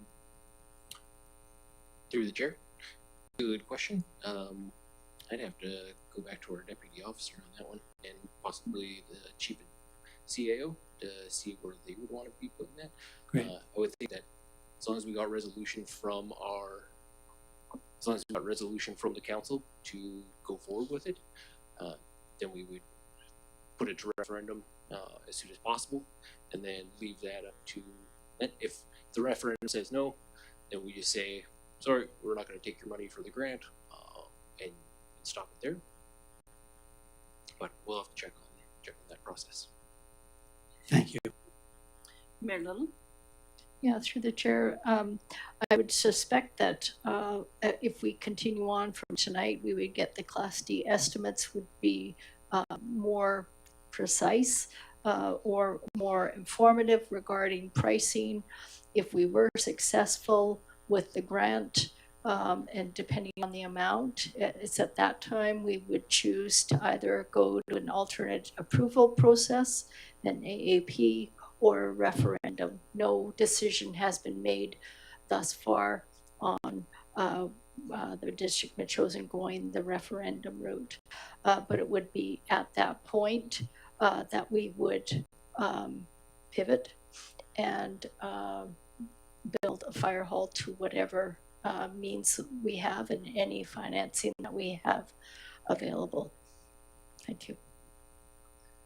Councillor Gray? So just through the chair again, Mr. Creek, so the idea would be that we would in the application process, we'd let the people receiving the application know that it all depends on our ability to get the money on our side of the deal. Through the chair, yep, and we'd put that in the grant application and say we're still waiting for public approval in order to cover any overruns. Great, thank you. I so much appreciate the work you've been doing, Mr. Creek, on the asset replacement question. I mean, that seems to me to be fundamental to our future here. And I know the council kind of ignored the idea of putting forward some money this year to start it rolling. But I guess my other concern about that is you've begun the look, but will we be developing an asset management plan when time goes forward? Kind of laying out every building, everything when it needs to be done. I'm a bit concerned that, again, the question, looking at the financial situation we're in, the idea is to spend an awful lot of money, thinking is our annual budget $8 million, and we might be spending something like $18 million here. So it's a lot of money for this little district. Wouldn't it be better to have an asset management man in place where we know where the money needs to go? We need to do something in the school, we need to do something with the roads here, and then move towards dealing with these two fire hall buildings? Through your chair. Yep. So setting up the gold standard of an asset management plan involves planning out for the next 100 years on where everything's going to go. Something I have not done for that type of period of time. The fire chief has a good 10-year plan for what they need for replacement for their equipment. To build that out will take quite a bit of effort. To say which way or the other and to delay this project. From what I've seen, this new fire hall has been delayed for decades. And so to kick it down the road for a year or 2 or 3 or 5, you can certainly do it. That's under your decision. But the quicker we do it, it will be cheaper now. I might, I'm not sure decades, the building's only, the apparatus bay is only 30 years old. Certainly it's been talked about, and I think the older building, the older half of it for sure. Mayor Little? Yeah, just a comment on the grants. There was a comment made earlier this evening that there's no assurance on grants, which is absolutely sure, but the one thing that we're sure of, if we don't apply, we won't be even eligible for it. So that is an assurance. I think we have a very good chance of receiving substantive funds because one of the requirements for the application is a feasibility study. That's an enormous effort, as we've seen in our district, and it costs money. Many districts and many cities have not rallied to get to that point of having the feasibility study. So that is a feather in our cap that we've already got that available for the application process.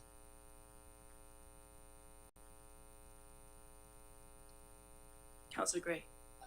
Yeah, I appreciate the comment that the mayor's made, and I guess it's a question of when you apply and what you do, and if you've got your house in order before you do that.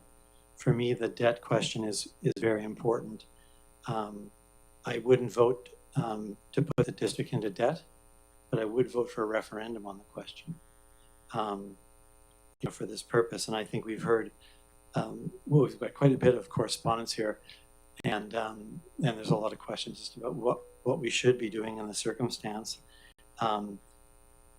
I used an example the other day of being a medical doctor. So once more, in medicine, what happens is we think about preventing illness sometimes with medication. So someone might be worried that they might have a heart attack, so we might give them a cholesterol-lowering medication. And the idea is you're trying to prevent this heart attack, which might happen in the future or may never happen. And you give them medication, and the medication has side effects. They all do. And if the side effect is too bad, then often the medication is stopped. In this instance, the fire hall is the medication, but the side effect is debt.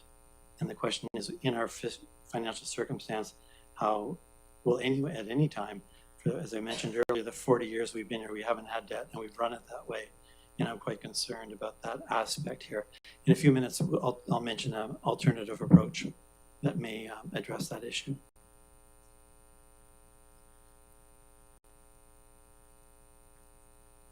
Councillor Shukin, do you have a comment?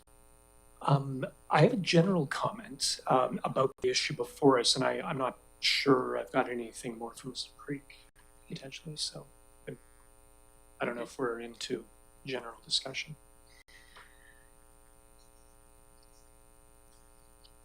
I don't know that anybody has any more questions for Mr. Creek. I think we've got a pretty, not yet. No, there's a lot of questions around costs. There's a lot of things we don't know. We just know what we've got in the bank, so to speak. But not enough, obviously. Thank you very much, Mr. Creek.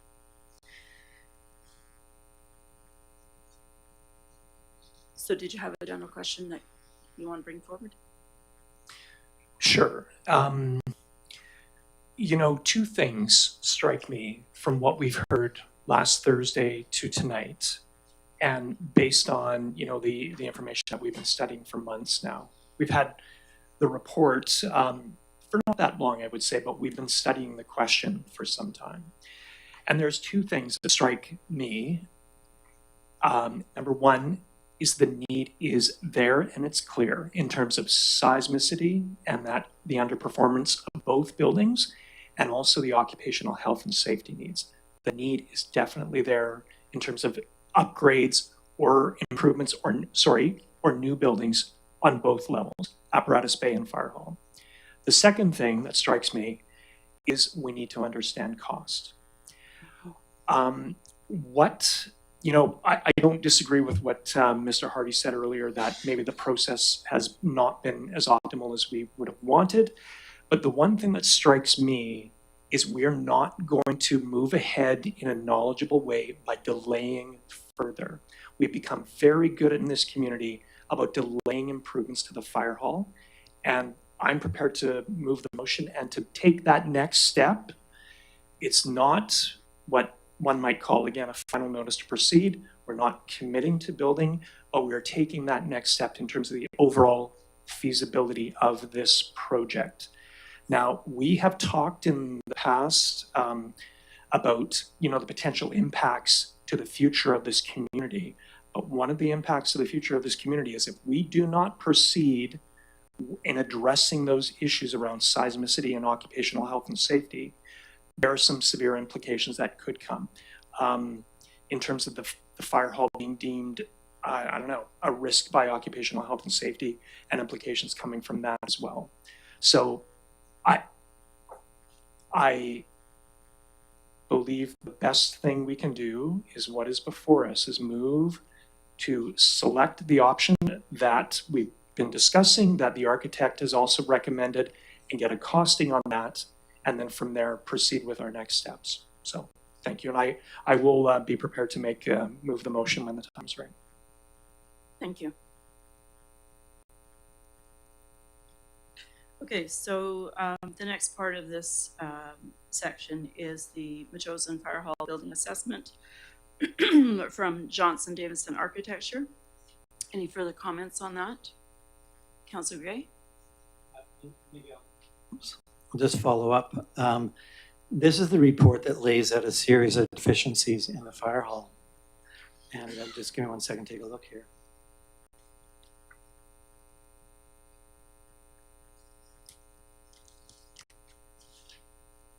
A series of these deficiencies relate to, as Councillor Shukin has just said, relate to a non-compliance with work-safe standards. And we talked about this the other night, and I think that, I guess I'd like to make a motion that the Committee of the Whole recommend that Council direct the CAO to resolve all non-compliance with BC work-safe standards described in the draft fire hall feasibility study in short order and report back to Council on completion. If someone has seconded, I'll explain. I'll second that for discussion. Thank you. I really want to pick up on what Councillor Shukin said and take action.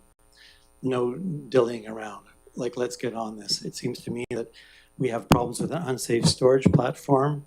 We have a ladder in the hose drying tower, and we have the vehicle exhaust question that all fit into the BC WorkSafe standards, and that it's not appropriate for us at Council, having been made aware of those concerns, not to deal with them forthwith.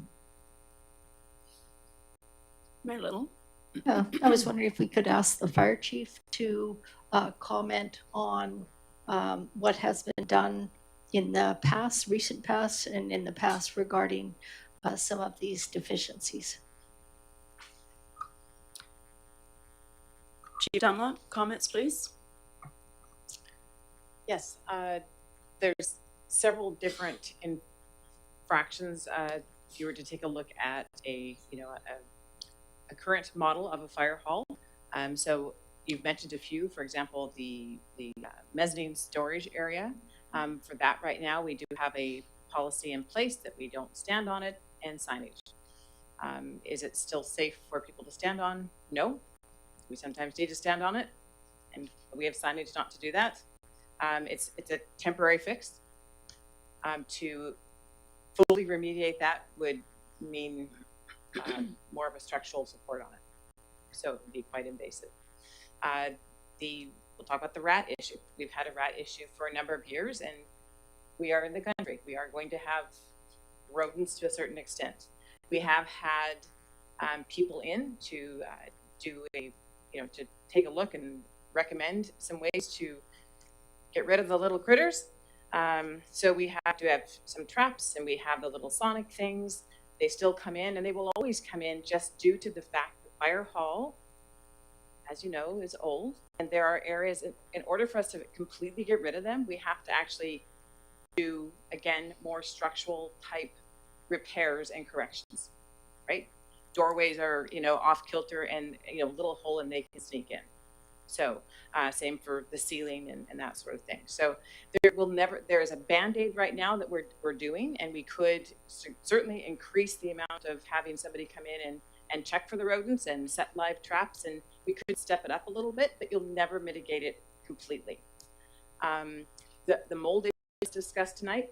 I don't recall ever saying that we had black mold. We do have mold. We did have an air quality test done. We did have some of it treated. It will continually come back just due to the moisture in the fire hall, due to its age, and also due to unfortunately, the situation with the roofing right now. There have been a couple of suggestions regarding the roofing. Well, we can't, the flat roof on the original part of the administrative building. In previous years, and this is going back several years, we've had people in to give us a cost, what it would be to actually replace the roof.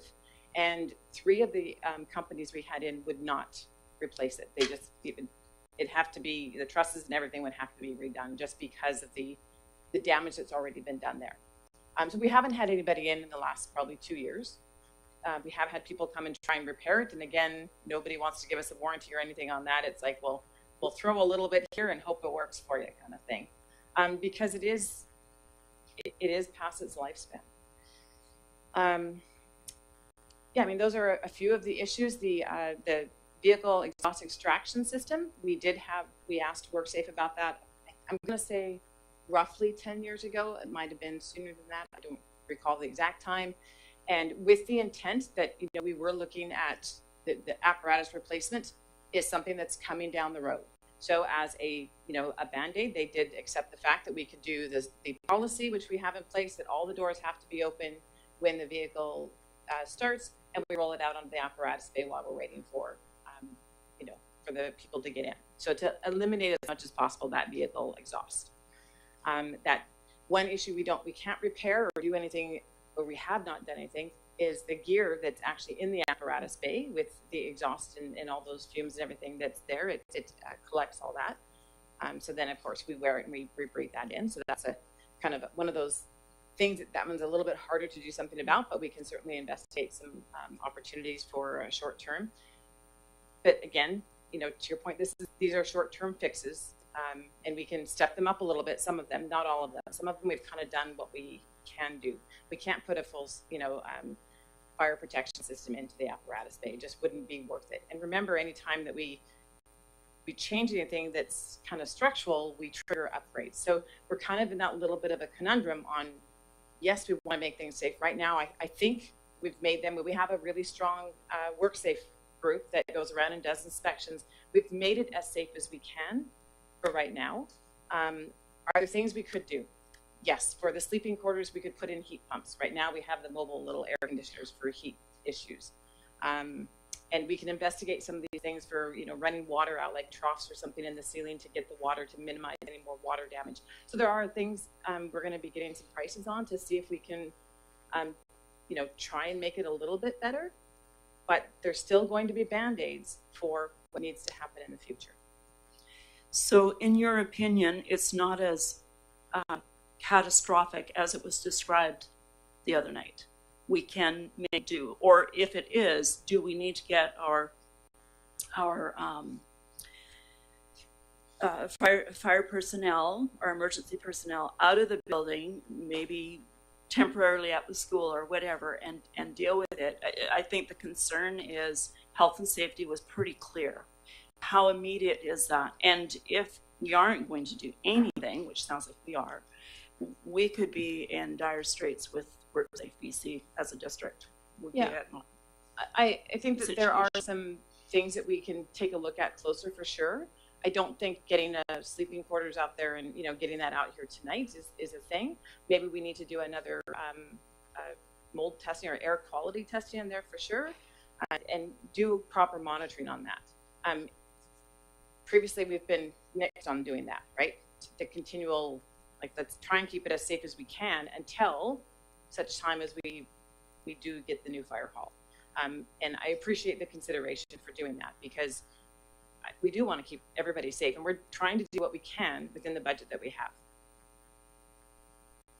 Does that answer your question sufficiently? It does, and it just brings back, I understand the limitations on several of these. The rat, regardless if we live city or country, honestly, if you're on an island, there's lots of rats everywhere. I know in our own farm, we have attractants, and we've eliminated those access to those sorts of things.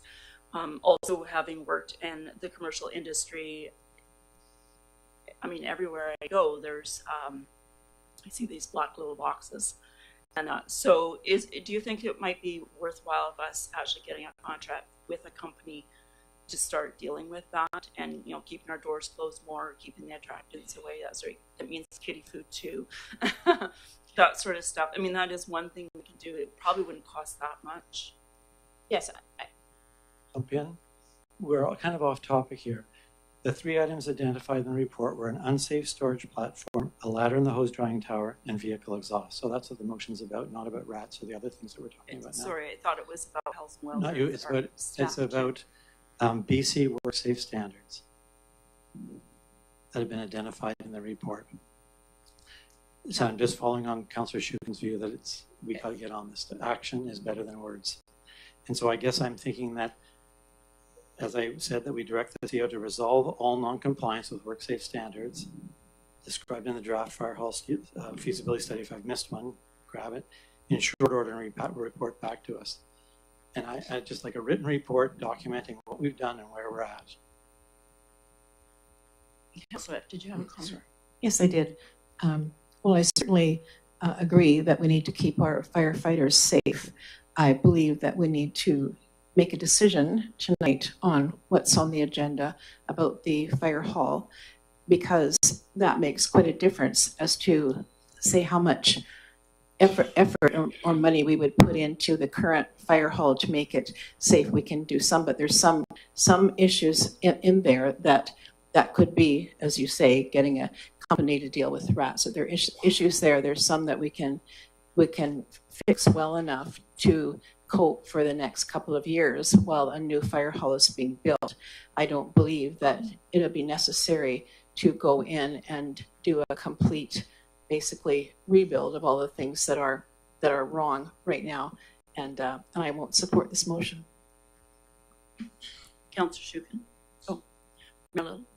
Yeah, thank you. I won't be supporting the motion either. I am relieved to hear from the fire chief that a lot has been done to mitigate the issues regarding health and welfare concerns. And I thank her for that. And I think we're delving into operational issues. Surely this is between the CAO and the fire chief. She knows what is best, and she knows what the work safe standards are.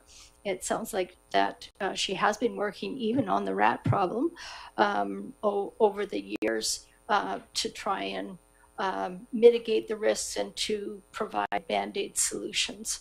And I think we should leave this with the CAO and with the fire chief. Thank you, Councillor Shukin. Can I ask Councillor Gray through you, or Councillor Gray, could you repeat the motion one more time, please? Sure. And the reason that I'm making the motion is that it's been brought to the council's attention by the people working there that there's a problem, and we've got an official report that we commissioned. And so I didn't hear I don't see any recommendations from the CEO or the fire chief to deal with it. That's why I put it forward.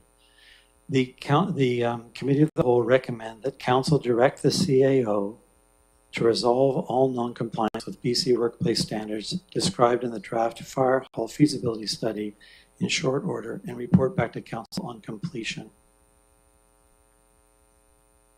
I would expect, of course, if he's not able to, he'll let us know, or if he's got a better solution, he'll let us know. I just want us to be clear about what we're looking for. Take care of the problem, please. Councillor Shukin. So thank you very much, Mayor, or Councillor Donaldson. I won't be supporting this motion either. I have to say it would be great if Councillor Gray might rephrase this, bring it back as a notice of motion, but it's actually as I hear the words right now, quite austere and has possibly tremendous cost impacts as well, because as we read it, direct the CAO to resolve all non-compliance issues. Well, I mean, that's digging into a very significant issue of which a new building is the likely answer to. So, and we were talking just in your exchange with the chief, the word catastrophic came up. Well, we have to remember that again, the fire hall is we've heard this before from some of our construction experts here, or those with significant experiences. The fire hall is a tear down. It is a unreinforced masonry building and will be essentially rubble if we run into a significant earthquake. The apparatus bay, and we've heard this many times now, in some places it's 10% to 40% of the actual building code right now. So there is the risk of catastrophic failures there. So again, the answer to all of this is to proceed carefully but expeditiously with the approach to a new fire hall. So I'm going to be voting against this. I know the resolution sounds really great, but it isn't. So thank you. Any further discussion? Okay, call the question. All in favor? Opposed? Opposed, Mayor Little, Councillor Shukin, and Councillor Epp. Okay. I wonder if the chair would indulge me. I have a second motion that the committee of the whole recommend the council direct the CAO to address the decontamination concerns, appropriate sleeping quarters, mold and pest control in the fire hall buildings, or report back to council with a written report. I'm happy to discuss this. Seconder? I'll second for discussion. Thank you. It seems to me that responsible governance means taking care of our staff. Again, this is all in this report, and we heard the other night, and we have a sheaf of letters here telling us we better deal with this stuff. Certainly in support of a new fire hall, as Councillor Shukin saying, but in the meantime, there's a concern about seismic upgrading, and we have people sleeping in that building. So I guess I'm thinking that if in fact we're moving to do this fire hall replacement for this very concern, we can get those people out of there now and deal with that. We heard a very heartfelt description from Mr. Aubry, who's one of our firefighters, about the decontamination issues and his concerns for cancer. Another person stood up and also talked about the concerns of cancer for our time. So all the exposure they get now, while we're waiting 3 years to build this other building, I think it's worth getting a look at these and seeing what can be done. I understand that you guys have different views. I've spent a considerable amount of time training as a physician, spent time training in occupational health, in fact, a couple of years in the residency program for public health. These things are important, and I'd like to see us move ahead on them. I hope this motion is better worded for your consideration. Any further discussion? Councillor Shukin? Can I ask Councillor Gray to repeat the motion? That committee of the whole recommend that council direct the CAO to address decontamination concerns, appropriate sleeping quarters, mold and pest control in the fire hall buildings, or report back to council with a written report. Mayor Little? Yeah, once again, these are operational issues. This council is concerned about the welfare. That is very clear, that they are concerned about the welfare of the firefighters, as is the fire chief. I did commit to speaking to the CAO and the fire chief regarding these issues. We did meet at 8 o'clock the next morning, so 12 hours later after the council meeting. And this is an operational issue between the CAO and the fire chief, and I won't be supporting this motion. In the future, it's better to have notices of motions so that council is able to have time to reflect on the motions. And Chief Dunlop would like to weigh in on a comment. Go ahead, Chief. Thank you. Just further to Mayor Little's report, on Friday we did meet, and I do have, I am putting together a report for the CAO that will outline all the different work-safe concerns and what we're currently doing for them, what another step could be, and what the final mitigation would be. So that will go to the CAO as soon as he returns, and I can have some costs on that as well. That would be helpful for everybody. Thank you. Councillor Epp, do you have a comment? I'm happy to leave this matter up to the fire chief and the CAO, and I don't think it's our business right now, so I won't be supporting the motion. Councillor Shukin. Yeah, I will. That's great that the chief is gathering some information. I think that helps address the concerns that we have right now. So, okay, call the question. All in favor? Opposed? Mayor Little, Councillor Donaldson, Councillor Epp, and Councillor Shukin opposed.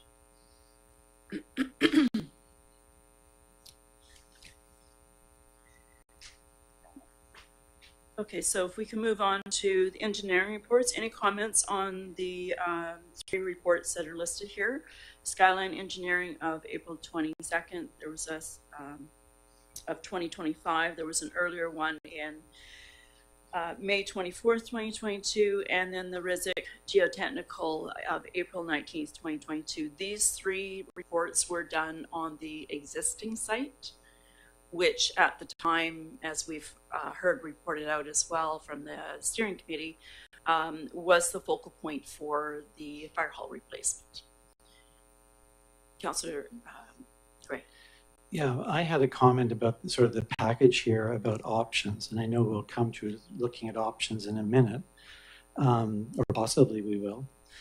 And I voiced before that I have trouble, choosing between options when we don't have an indication of cost.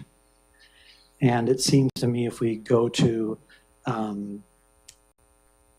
referendum, watching what happened in Victoria at the Crystal Pool, the public would like to see a number of options before them to make a decision, and they'll need to have the costing. Our consultant the other day said, fair enough, a couple of priced options would be a good idea. But when I look at them, there's a preferred option. We'll perhaps talk about that in a minute. My worry there is the loss of the ALR land, but also the unintended consequence of losing parking for all of our events, the Farmers Market, Metchosin Day, the Metchosin Community Association garage sale, and whether any of those will be viable without parking. I think our community life will change immeasurably, and there'll be no going back. So we'll lose sort of our community thing there. Option 6, I mentioned the other day as a phased option. It wasn't recommended, but it's sort of like the Rizik engineering option. We get continued use of the apparatus bay. And that's where this, Mr. Creek has put up a life cycle analysis, a cost benefit analysis. I'm interested in that idea of looking to see how much each option would cost. Another option, which we haven't seen, isn't in any of the materials, a fixed price design build. And I think that deserves consideration. We could put out a request at $6 million to replace the admin building, make the apparatus bay more sturdy, and what could be done with the funds we have available basically is the question. So I see that option wasn't dealt with, or an option like that. That would be living within our means, no debt. And then the other question I have is about the Lombard property. For years and well before my time in council, like I think for several councils, publicly there have been discussions about the district having interest in acquiring the property. And I'm wondering if there's an option for the fire hall and the public work yard over there. If not, why not? So there's a few things like that I think are worth pursuing. And yet tonight we have a recommendation from, I gather, a working group of a steering committee about what options there might be. My concern really comes from the basis of having set up the RFP on the advice of the CEO and the steering committee chair, who said we need a lot of information to get a proper decision. I think this went through the steering committee. We're now being asked to make a decision without the information with only one type of option there. So these are the deliverables we've not yet received. Long-term infrastructure planning, a discussion of growth projections, an analysis of whether the EOC should be in or out, housing integration analysis, options and alternatives for renting and replacing portions of the existing structure, options and costs for various build options, order of magnitude cost estimates, that's pending, financial impacts and identifying potential financing strategies, not from the consultant or from the RFP. The RFP was to review the district's financial capacity in order to raise those issues that we've been talking about tonight. Also establish a project start and completion date. I think that's pending. Options for managing conceptual project through completion. I think that's needed. Identify needs for the community. There's a big hole. Not done. Recommend the bylaw revisions and documented levels of service revisions and implementation. And conducting comprehensive research and reporting all available funding sources. And then finally exploring P3s, which I'm not keen on. But so none of those things have been done yet. We were told they're all necessary to make a decision. And now we're being told, no, you don't need those things to make a decision, or most of them. It's confusing to me. This process seems to be awry. So I wanted to lay out, there are other options that we have not seen yet before we get talking about them. And some of them I think are quite viable. Councillor Shukin. Thank you, Councillor Donaldson. Just hearing Councillor Gray go through a very long list, which is essentially a lot of reasons to not proceed, which have been probably thrown out for a decade or more now. I wish to move that the Committee of the Whole recommend that Council endorse the preferred option, program layout new site option 1A, sheet 01, and the Johnson-Davidson Architecture Report, which is dated May 28th, 2025, to build a new fire hall on the adjacent site to the existing fire hall. And I can provide some more, but so moved. Okay, so I wasn't actually ready to do the resolution because there was the planner's memorandum I would have liked to have reviewed. Sorry. This discussion could go on forever. Councillor Gray has laid out, again, what might be, concerns, but that will take years possibly to resolve. So we have a motion on the table, which has been seconded. Okay, so motion by Councillor Shukin and seconded by Councillor Epp. We will open it up for discussion. However, I would like to say that we're also, this room was stacked full of people last week with a lot of concerns, and these are things that we're trying to address some of those concerns. Cost being the biggest one. We have no idea of cost. We've had one option. I don't know, even sitting on the steering committee, where the option came from. It did not come from the steering committee. It showed up in an agenda package. Maybe it came from, I don't know if it came from the subcommittee. I don't know if it came from staff. I have no idea. There's not been, at the steering committee, there's been 2 meetings this year and not a lot of discussion on flushing out all of these details. In the last meeting, we couldn't even read the material. It was supposed to be this Wednesday, the 11th. So that's why I wanted to go through this systematically. Sorry it's taking so long, but listening to our public, I think, was really critical. Not to dismiss all the comments or all the letters. People take a lot of time. It's a lot of passion, and not to create more division, but to bring it back together with some leadership. Okay, so it's open for discussion. Councillor Gray, you won't have your hand up, and then we'll go back to Councillor Shukin. Yeah, I just want to respond to Councillor Shukin. The list I read out are the deficiencies of the feasibility report that we commissioned and paid for. So it's not a list made out of the thin air. I'm saying we haven't got any of that back, and we were told we needed that information. And the information and the report was to be to us by October. So it's been plenty of time to get this done. And I realize you want to get on with it, but it's not like we haven't done our role. We approved it, we're paying for it, and we're not getting the goods. And I'm not trying to delay it. I'm just saying we should know that, so then we go to look at options. You're choosing options in a sense, blindly. Maybe I have a question then for the mover of the motion. The architect said he would price or he said it was fair to price two options. Are you not interested in that, Councillor Schuman, through the chair? So one of the things I might mention about cost is that at this point, cost is going to be a guess if we're doing a Class D option. What is going to be the most substantive and material impact on this project is the potential of a grant. Now, and we can delay and we can do other studies, but if we don't get ourselves in a position to apply for that grant, we're missing out on potentially millions of dollars. Again, we can cost out other options and go solely by cost, but if we don't proceed expeditiously, we're going to miss out on potentially a big chunk of funds.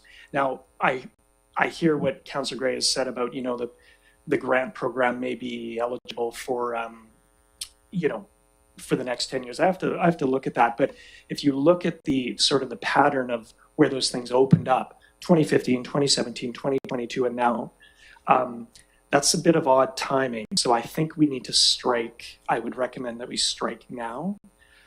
And again, Ms. Rourke, I thought, had probably the most compelling letter of the package here.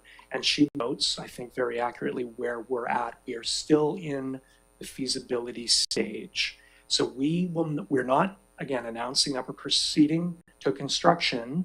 We have to finish up the financial picture. And again, getting ourselves in a position where we can apply for that grant is again, the most significant aspect of financing this project. Sorry, I won't say is, it potentially could be. There's one comment I do have to that is the way this motion is written, and I know that people have written letters saying we're not bound to that particular option, but the way it is written, we are. So we could amend it by saying an option or whatever.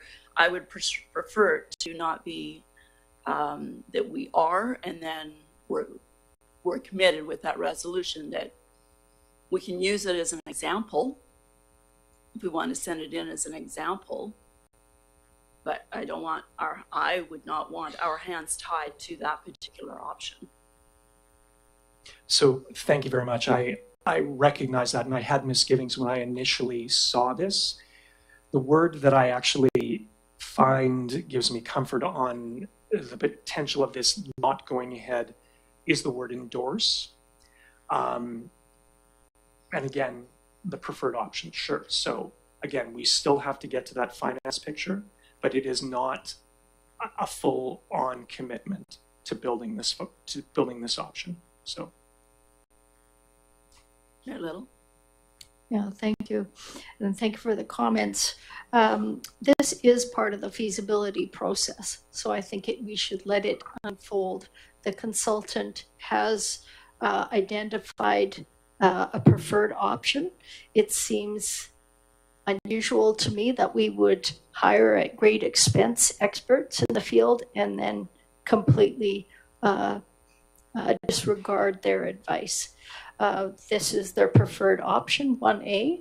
The consultant said the other night, maybe he could consider consulting out or costing out Class D estimates for two options, but he also added a caveat that any of the options would be plus or minus 5%. So I think we can guesstimate. The Class D estimates won't get us an actual precise costs. We would need to have conceptual drawings and much involvement with architects. That would be $150,000 to probably $250,000 for those, and I'd be unwilling to do that at this point. I think the letters do point out this is part of the process. We're not putting shovels in the ground right now. We're trying to move the process along.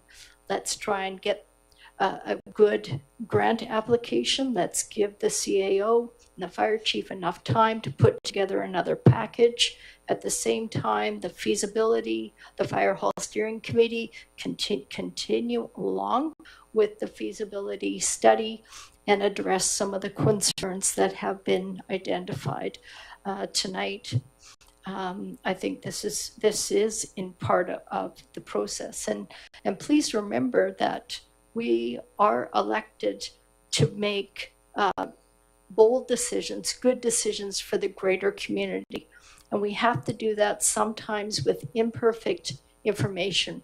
And I know how frustrating that can be at this table. But this is just the nature of the game. And I think we should proceed.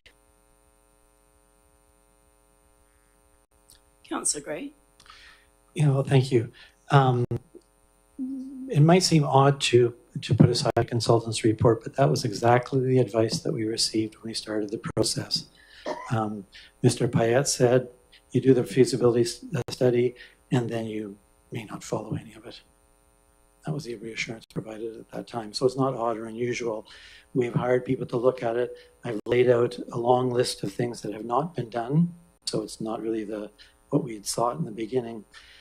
And in terms of bold decisions for the greater community, I guess that's where we differ a little bit in the sense of taking on debt is a big concern of mine. And I think a lot of people in our community.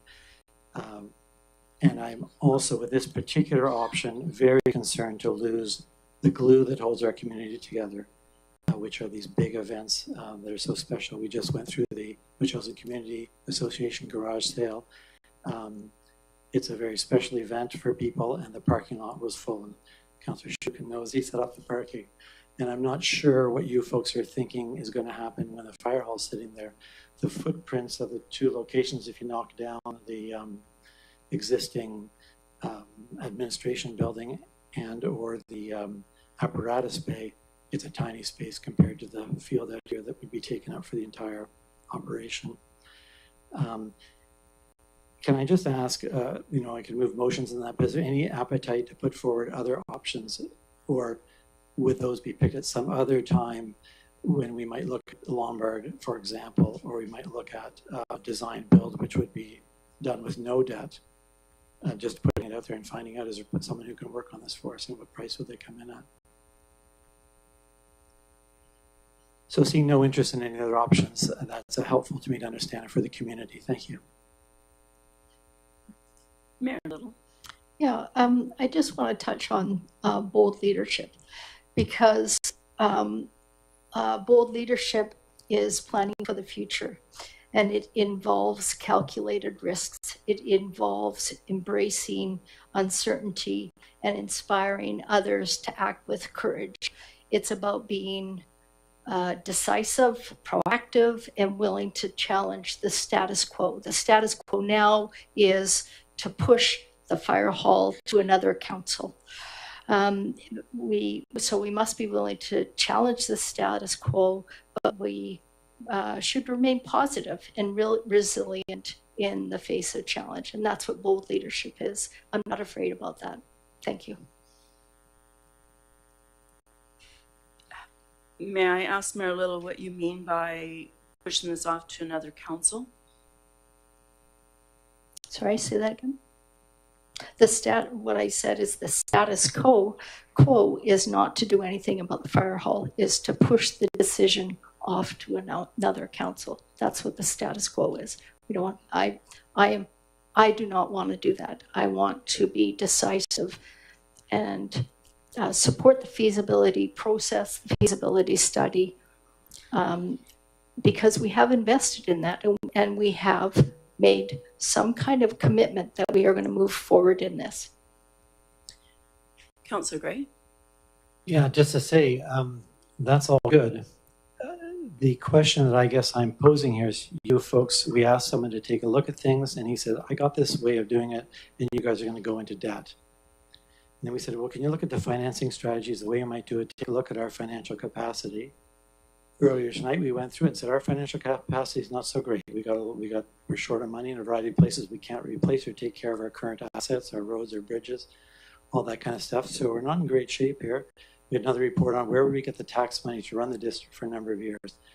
And I'm simply saying, in this instance, why would we not, the next couple of weeks, issue an RFP out there and say, we'll spend $6 million. What will you give us for that? We need that building torn down, the new building put up, and we need and as much as we can certify the apparatus bay and find out what we come up with. To say, well, we're not going to do that. We prefer going into debt. And I'm saying, boy, what? Like this building, people have been talking about the requirements of the building code. There are no requirements of the building code on that existing building. They don't have any. It was built, it exists. The one thing that we need to abide by right now is the fire code, but the building code not. And when they come back and they say, well, that outlet there on the wall has to be moved over 4 feet, lots of people in the house would say, I don't think we should do that. But what you guys are saying is we want to do it exactly as per the current building code in a 30-year-old building. As I pointed out the other night, there are no 30-year-old building fire halls being replaced simply for seismic upgrading. They're being changed for expansion, but nowhere else in the province. So it's not like we're boldly leading in a direction that is common anywhere else. Mayor Little? Yeah, perhaps we can get the fire chief to comment on this, but my understanding is that the BC Building Code now requires post-disaster standards for protective services building to ensure that they remain functional in case there is a major emergency. I don't think it's accurate to say that we don't have to build to BC Building Code. And certainly the BC Building Code is not going to get more relaxed over time. I suspect it will only get more stringent with greater surveillance on buildings used to house workers. Perhaps we can get the fire chief to comment on the BC Building Code as it relates to the fire hall. Just before, what I'm referring to is the existing building does not need to meet post-disaster requirements. New builds, of course. And I actually asked the consultant the other night how many building codes we would go through, and I believe the answer is there would be several. While it's standing, even in a new one, it's going to go through a few of those. We heard that earlier from somebody in public participation that Langford's already gone through a couple of those, and that's a fairly new build. That was early 2000s, so it will because the building code changes consistently. So the apparatus bay is already a different building code than obviously the administration, which is much, much older. It's the 50-year-old side, which we know is the more detriment part of the building. Okay, so we've got a motion before us, and it is to do with only one option and no costs and lacking a lot of information. So I will call the question. All in favor? And opposed? Opposed, Councillor Donaldson and Gray. Okay, I would like to, before we go on to the next one, please, to work through or at least look at and see if there are any concerns or questions about the planner's memorandum, ALR application options. I'm not sure if that comes up later or not. Page 139. That is, pardon me? Page 139. 139, yes.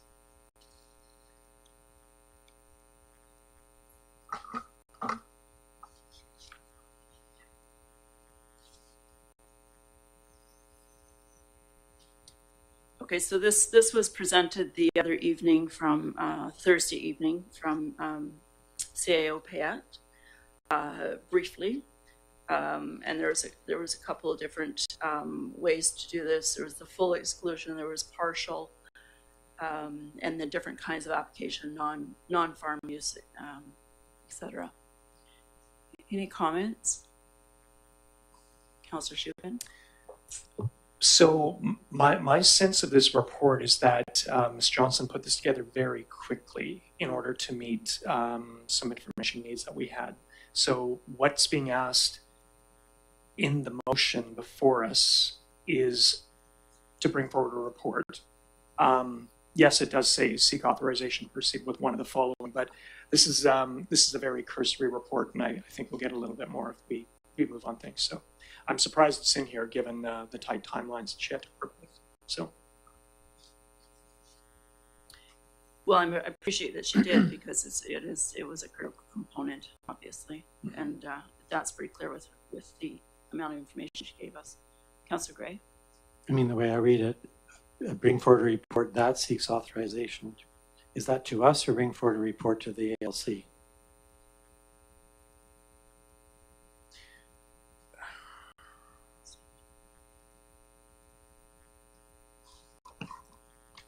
Councillor Donaldson. Sorry. Yes. Just to clarify, it is to bring forward a report to council. Okay. Thanks. It's great clarification. Because it still is entertaining the two options. Okay.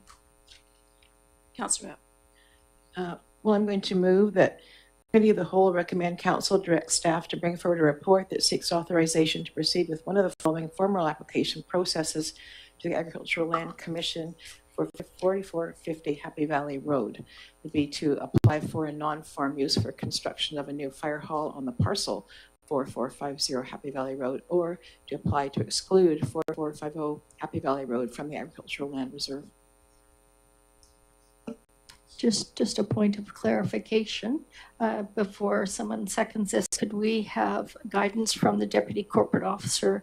Does the recommendation say one or the other, or is that the full resolution? Does the planner want us to choose either a non-farm use for construction or apply to exclude in entirety? Through the chair, it is one or the other. So the planner is looking for council's guidance on which option they would want the staff report on. So it would be either to apply for a non-farm use or to apply to exclude 4450 Happy Valley Road from the ALR. So okay, I will change the motion. It would be one or the other. Okay, I will move, take the option, apply to exclude 4450 Happy Valley Road from the Agricultural Land Reserve.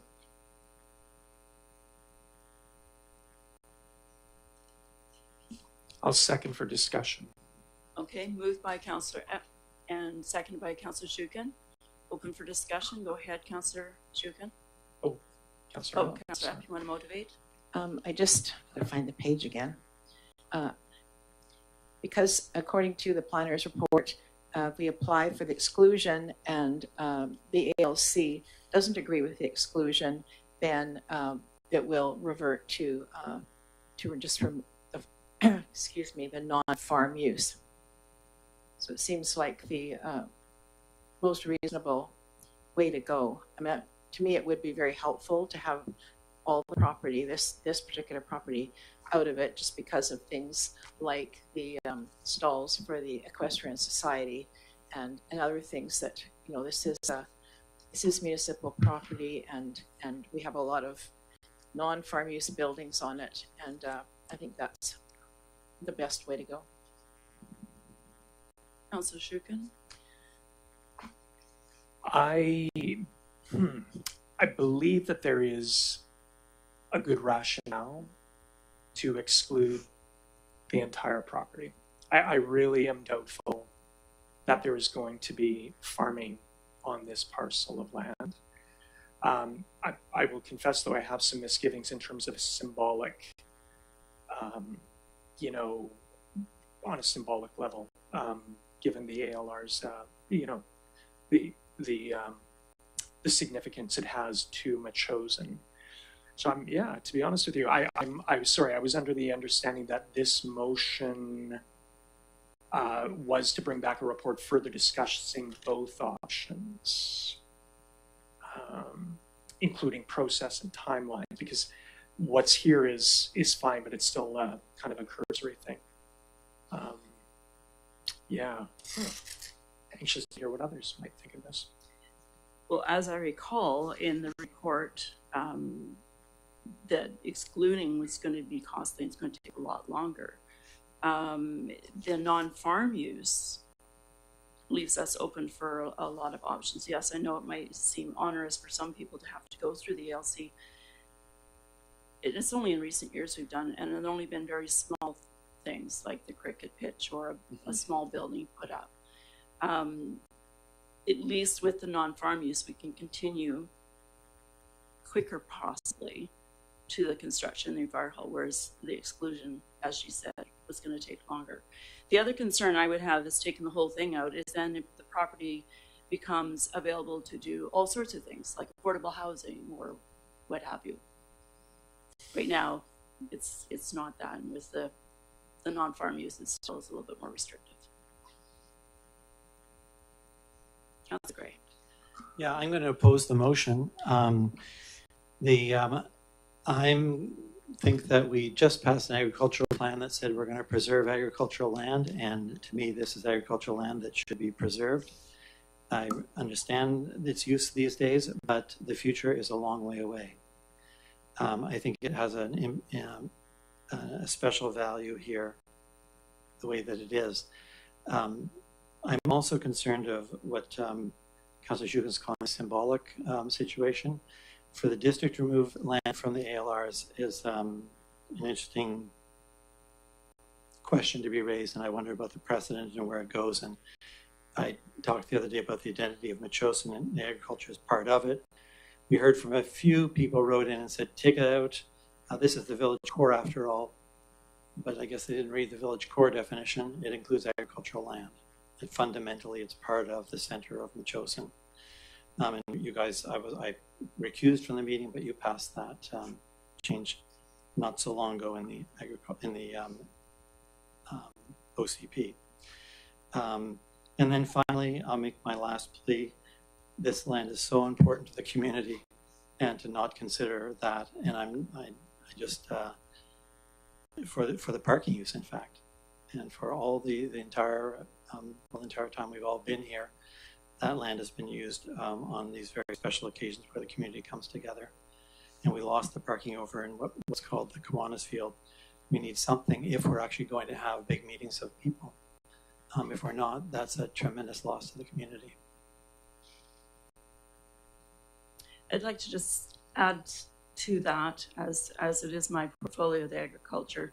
Maybe it brings it together, but this is something that was sent to me regarding the ALR land. The preservation of ALR land remains the top priority, especially given the food security concerns on Vancouver Island. The land adjacent to the current building, which is the fire hall as we know it, the land is not contaminated or unusable. It is a viable option for future agricultural use, whether it's growing or whatever.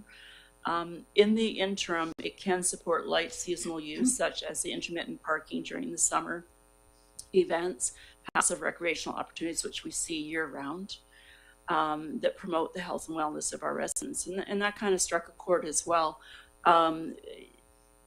The bike park is in there, and that shows up in several of the options as if we were to extend on that building site to have, well, as one of the options, to have a more conclusive building that meets all the needs that we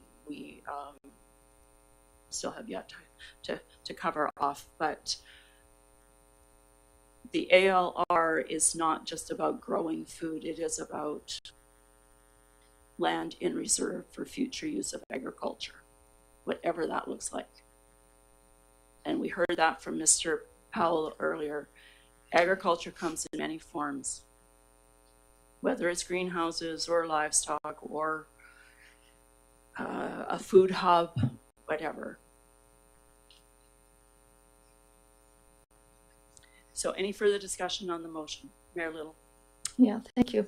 I'm also interested in preserving agricultural land, but agricultural land within the ALR that's used for agriculture, not used for parking, not used for events or recreation, used for agriculture. I wish I knew which way to go in terms of either applying for the non-farm use or applying for the exclusion. I haven't got enough information in terms of timelines or which process will be the most successful. We don't know that. Unfortunately, you can't have those conversations with the ALC. For each of these, you have to make an application. And so I will be in favor of applying for the exclusion to remove the 4450 Happy Valley Road from the ALR. Councillor Shukin? Yeah, thank you. And I am going to vote for this motion. What we are asking for is a report on one of the options, which is the exclusion. If we find that this information comes back and it's not what we like, we can maybe head down a different road. I do recognize it is the most significant of the two options before us, but I think it's worth having the planner have a look at. So, a deeper look. Any other discussion? Councillor Gray, your lights I'm just on. going to reiterate to say I'm in favor of the no debt option and the no removing from the ALR option. Okay, seeing no other comments, I'll call the question. All in favor of the motion as Councillor F has presented? And opposed? 2 opposed. Councillor Gray and Councillor Donaldson. Okay, so we can move on to Councillor's update, page 141. Councillor Donaldson? Yes? Any chance that we could take a 5-minute recess break? Yes, of course. And could I also make, before we do that, yes, could I move that the council vote to extend the meeting beyond 10 o'clock? Yeah. Moved by Councillor Shukin, second by Councillor Epp. All in favor? Carried. Thank you. Recess and extension.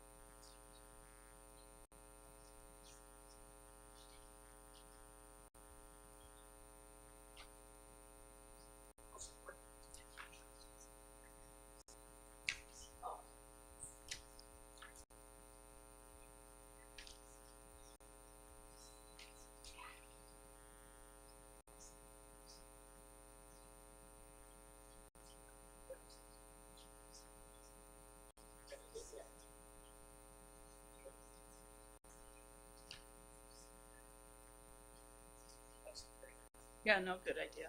Appreciate that.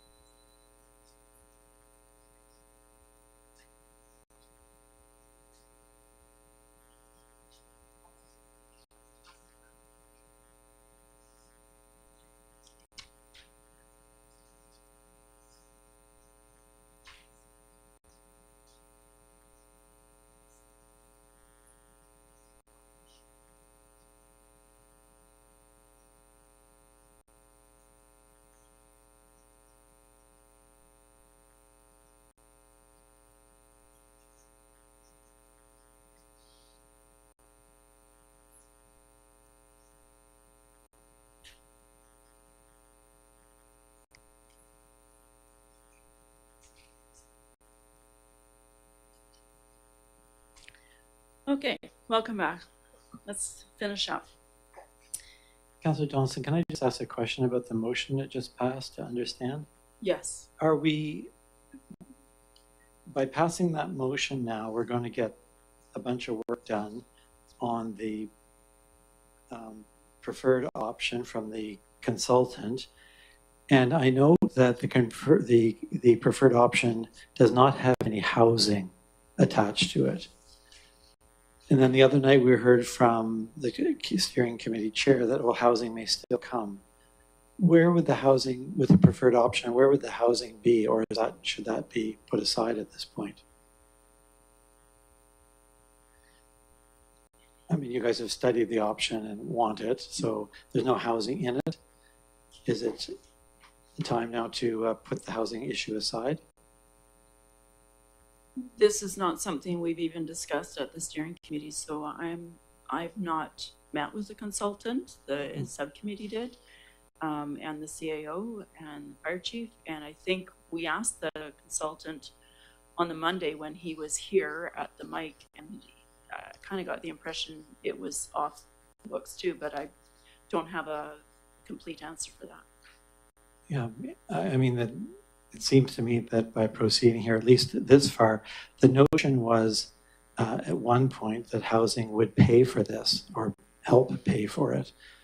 But if there's no housing in it, then it can't do that. And so I'm kind of at a point where I would like to see us tell people they don't need to keep looking at that option, or that if we go with this option.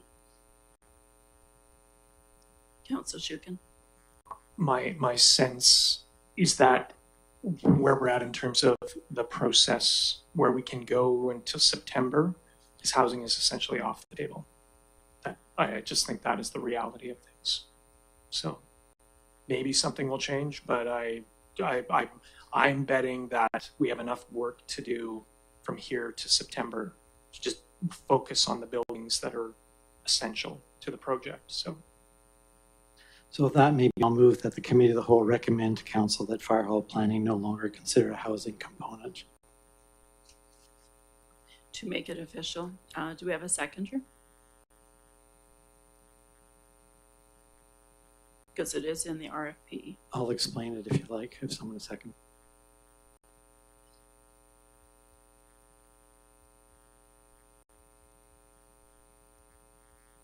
A second for discussion. Well, what I'm concerned about is that the, as Councillor Shukin says, if we want to shoot for the September grant opportunity, the complications of this are quite, I'll say, extreme. Just with the notion, I think we were built up, and it was supposed to be done a long time ago, because the first thing we were going to do, we were told from the CAO, was get the agreement signed with the Firefighter Society, then they would be managing the housing. We had to figure out who was going to pay the subsidy to pay for the housing once it was organized. And I remember the night that we did it, I have some notes from then, that the expectation was that the consultant would explain to us how the cost of operating subsidized housing and who would need to put in the subsidy and all of that kind of stuff. It seemed to me quite a complicated thing to get done, and will certainly slow us down. And I don't support the idea in its first instance. Councillor. I believe the consultant said when he was giving us the report that that the housing, I mean, it was being considered, but he said that the housing, because if it's involved in the building, the housing also has to be of post-disaster standards, and that it would be at a much greater cost for the fire hall to have housing added to it, and that also was, was difficult with the large span of where the apparatus bay is and different things. It just sounded like that wasn't really on the table as far as housing. I mean, he said we could, possibly put housing somewhere else, which I guess we could do at any time of it if a council is so inclined. But I don't think that from his perspective that it was going to be on the table anymore. That was my perception anyway. Mayor Little. It is certainly up to the Fire Hall Steering Committee if they want to bring it back and add that suggestion. I seem to recall that they did have a discussion and they heard at this table significant concerns.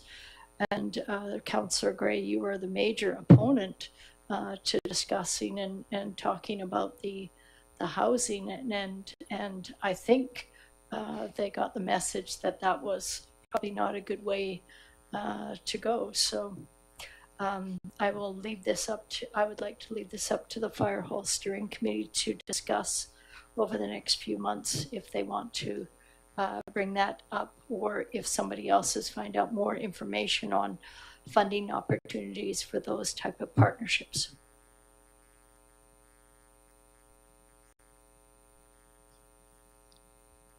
Councillor Gray, could you just read that motion one more time, please?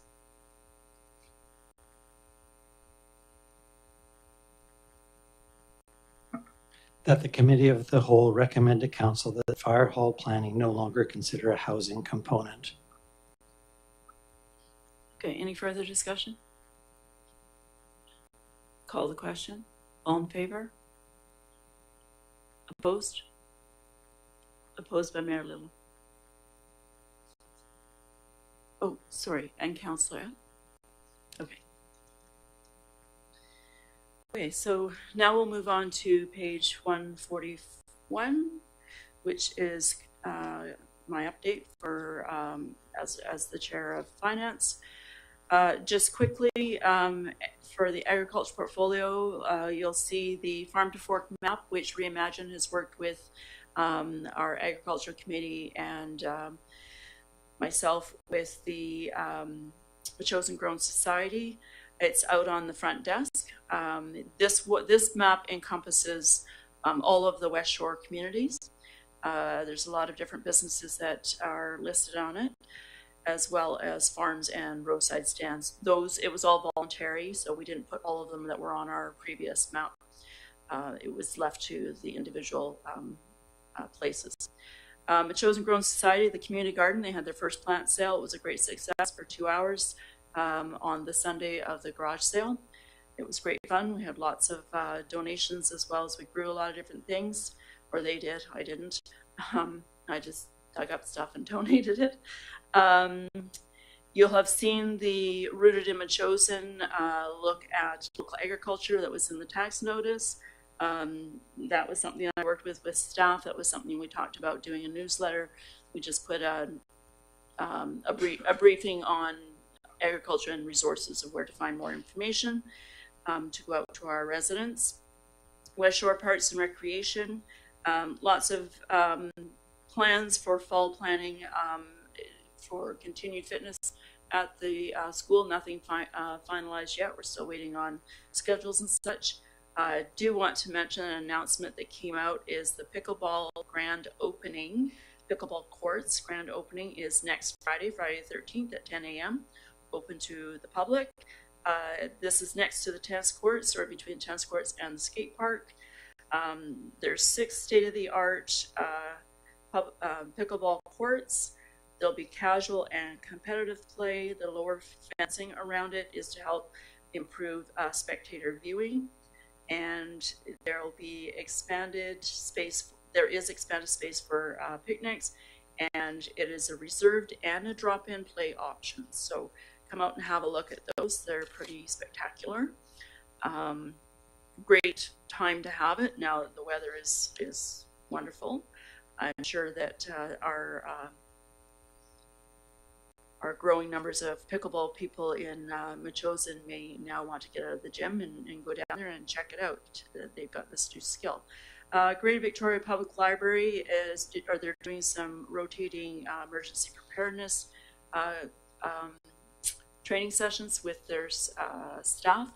I did put that out on Facebook for those people who are on Facebook, just know which closures or which libraries will have some closures, because it is rotating and it's not to be affecting our patrons too much. Also, there's an AED being installed at the Central Branch, and we'll see other placements in other libraries as time goes on. Some extra things that I had the privilege of being involved with this past month.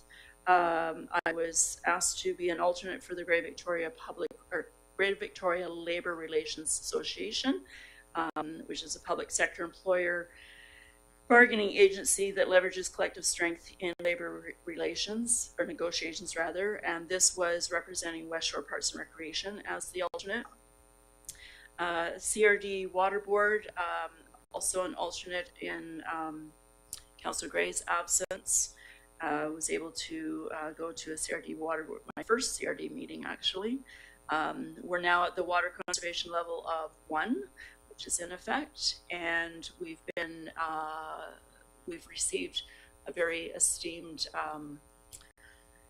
an award for the quality of our water throughout the GVRD, which was on the front page of the Times Column. So that was pretty spectacular. Okay, that's all I have. Moving on to Councillor update for community planning, page 143, Councillor Shukin. Thank you, Councillor Donaldson. You mentioned the Broom Bash as well at the bottom of your thing. Thank you very much for participating, and to Mr. Donaldson as well. So okay, so my update is all about the invasive species policy. And you have a second draft with the objectives of the report. I definitely took advice. So with that, I want to thank a number of people. So Mr. Perrone was one of the first people to provide input. Andy McKinnon provided some really good input. Councillor Gray provided input. It was reviewed by MEASC and also sent to a number of other groups that are here right now. So again, just in summing up, the two significant things around the policy are to help mobilize and enable volunteers with invasive management, and to do so with the knowledge and cooperation of the district as well. And also to clarify use of herbicides on district land. And you'll see in the in my summary here about some of the filters that I used and applied when I was trying to move ahead with the policy and the comments. And so what I should have done here is actually provided a resolution, if you so chose to make it, to advance this, again, if you feel that is appropriate. And so what I might do without further ado is ask if there are any additional comments to the second draft. And sorry, in the package, I'll just let you know, have the clean version of version 2, and the marked up version of version 2, summary of the comments, and then a few selective examples of, not examples, but some of the comments that were passed on to me. I should mention that Jenny Eastman of the Capital Region Invasive Species Committee did provide a number of comments. I asked her if I could include those, and she asked me to hold off just because she mentioned they were pretty informal, but I did review all of them. So with that, I would turn it over to folks. Was this, I think I read somewhere in your report that this was shared with all of the advisory committees, is that correct? I sent it to the council liaisons. Actually, I probably missed Healthy Communities, I have to say, but yeah. But I think I sent it to you. Yeah, I probably got it. I don't know if I sent it off to I don't think I did, because we haven't met. Okay. So. Okay. I was wondering, it's like, nobody commented. Did they not get it? Well, No. maybe I did. Maybe I slipped. Okay. No, I think it's a hard time for the Ag Committee to meet at this time of year. But yeah. I feel, yeah. So. Councillor Gray. Yeah, thank you very much for the introduction, Councillor Shukin. I'm concerned about a number of parts of the document, and people, certainly the public can read my comments that I provided to you, and I hope that Council has read them. What I'm not sure is what problem is being fixed by the policy. So you mentioned two things, mobilizing volunteers and clarifying the use on district land. And so we have a system at the moment, and Council, appoints a councillor to be attending the CRISP meetings and being that liaison there. And the way things actually have been working since, I guess, Morley Milne's time, Andy McKinnon's time, and then I happen to move into the position, but any of us could do it, is that we're actually the link, and it has to do with your number one concern expressed here, which is that we're short of staff. And so I guess that's where this came from. So what we do is we kind of get the councillor involved because we don't have the staff, or the staff have got a lot to go on. And then we become familiar with it. And I'll just mention, I've got the notes here from the CRD and the CRISP group. And their point really is, how would we orient your CAO to know what to do in terms of approving or denying herbicide use? This is usually a senior environmental staff making the call, and herbicide is always the last option. So the way it works now is that, no, the CAO is not involved. In fact, this is the one sort of unusual area where someone on council, happens to be me, but it could be any of us, take the role. And then it's actually the CRD who provide us the senior environmental input. And it's not like, as written here, well, we maybe ask them. No, we ask them every time. They are the senior, that's who we've been using in this model that we currently have. And the suggestion is that we change that and have the CAO act independently about something that he hasn't been briefed on or knows about and doesn't have a contact person to speak to. We note here that, or again from from CRISP group rather, training for staff with the pest application course is just a small part of what they could learn. Most people would take the course, feel they need more learning before actively using herbicides. Usually these are staff members who have a context of biology, ecosystem background, etc. So when I look at it, I think the problem that I have with the proposal here is that it's proposing a whole new way of doing the part that the district's involved in without commenting about the volunteers at all. So the notion now is that we spend about $1,000 a year on contract, roughly $400 one year, $1,000 the next, for the services of a contractor who's contracts for the CRD to deal with any herbicide application on public lands outside of what the volunteers do, and I'll come to that in a minute. So, and we only really apply pesticides or herbicides in one location or as a result of the black knapweed up at Tower Point. There's a concentration of knapweed there, so that's CRD's job. And they say, yeah, but it's going up in the roadside. So we go out and we take a look at it and say, yeah, that's knapweed, and let's get our contractor to do it, and our public works staff go, great. What day it'll be on, we'll be sure there to locate it. And then any other black knapweed that's been found, they deal with it for us. There's a Japanese knotweed plant that I think is dead now, and that's it. And the whole idea, I'm just worried about the unintended consequence of using a lot more herbicides without the link between us and some professionals who are doing this all the time. So that, when I look at this, you'll see in my notes, I say, maybe we could, at first I thought, well, the CAO, its operations, you guys mentioned that earlier. Gee, I guess the CAO, he wants to train our people up to do that.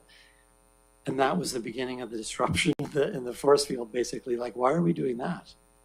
And I remember the mayor and Councillor Donaldson saying, why would we send our public works staff to spend time meeting with CRISP and doing all that? This seems like a wrong use of their time. I happen to agree with them, but I wanted to follow the operational direction of the CAO. Now they're meeting the policy. I'm saying, wait a minute. Why is our staff involved at all in applying pesticides? We don't need them. We're just doing a little bit of black knapweed away from the from Tower Point at the moment.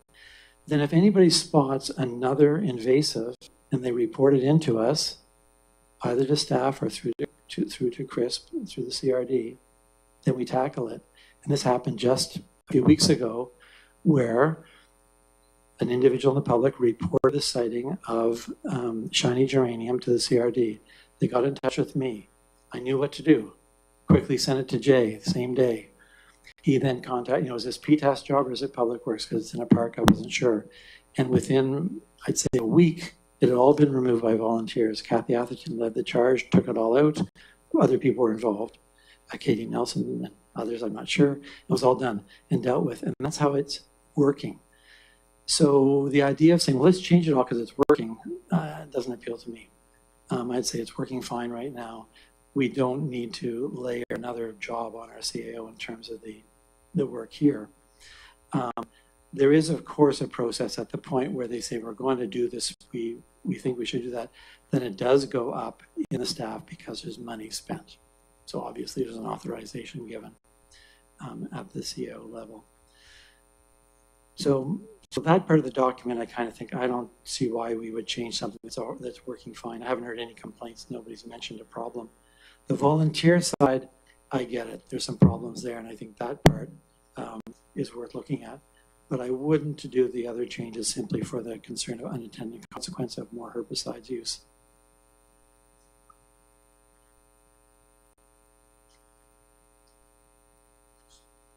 Councillor Schuman. I don't think there's anything in the policy that will change the level of effectiveness such as it exists right now. CRD can still spray for black knapweed or apply herbicides as they do. Landowners can be contacted if it's going to their yard. Volunteers can still work. So I don't think there's anything in terms of, again, the effectiveness that's occurring right now. What I will just point people back to is where this came from. And this came from I think there were 3 or 4 motions that Councillor Gray brought back from MEASC. And there was an attempt to, figure out where the CRISP priority list went. And there was also an attempt to come to be clear on how we use herbicides in Metchosin, and there really wasn't much clarity around that, other than we don't use it for cosmetic purposes. So that's where the origins of this come in, and I think that it's actually been spelled out pretty well, not simply by myself, I hold the pen, but from the input we've received from the likes of the Bilston Watershed Association, from MEASC, from PTASC, from MISC, who are here, from the people at this table, and all of us have had deep experience removing invasives. So again, just the origins, we should take that into consideration as we go ahead here. And just to say, we didn't actually discuss the MEASC recommendations. Instead, you said you'd like to write a policy. So we never had that discussion. I wasn't aware of any problems. Nobody mentioned them. So the issue came up, as I recall, through the issue of should we treat blackberries on roadsides with herbicides. So a lot of discussion about it. We didn't discuss the MEASC recommendations. Instead, we went for a policy. I'm just saying I don't see the problem that we're fixing particularly. There wasn't a problem. If you could describe one, that'd be great to learn about. So I want to just counter that. Sorry, I don't agree with that. We spent a lot of time, and Councillor Epp, I think mentioned that we'd spent 45 minutes at the committee level talking about those recommendations. So we talked about it quite a bit. But I did intervene with the idea of the policy and when it was at council. So here it is. But Mayor Little. Yeah, thank you. And thank you for the work that you've done on the policy. I think it's good. It's a good policy. It does outline particularly the use of herbicides, what our objective is. Nowhere do I see here that it promotes the use of herbicides. It does outline the role of volunteers, and we have had conversations with Neil West at the MISC with asking for permission to use herbicides on the boulevards with permission from the CAO. So I think this outlines how that they should consult with the CAO, and it also might get us an idea of how much herbicide is being used on public land. I think it's a good policy. And you do have a recommendation at the bottom of page 143.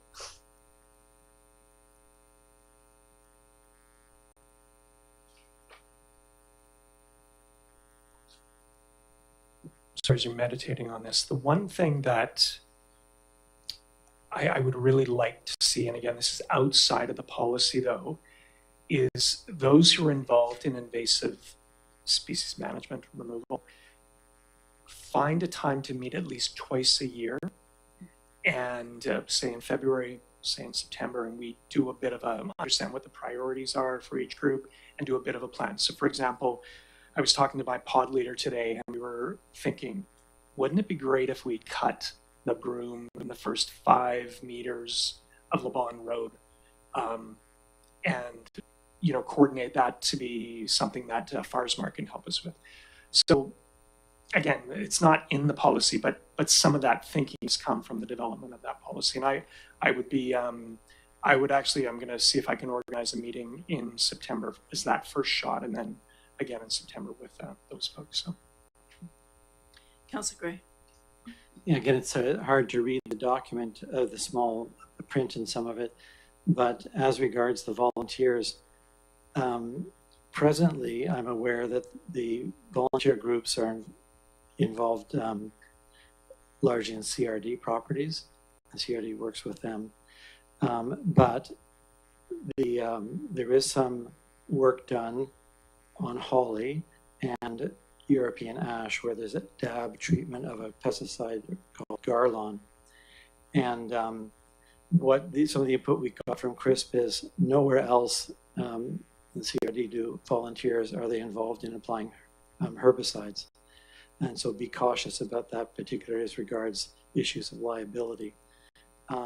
So there is, I don't see this matched elsewhere. My proposal was that we actually make it clear, if we're going to have a policy, that in Metchosin the volunteers will use, as they do, or my understanding is they use a contractor to do it who's qualified. So a paid person would then have the liability and all those other attachments. But that we put it to the European ash and the holly and stop it there. I don't see any reason why we would be, in terms of the overuse or extended use.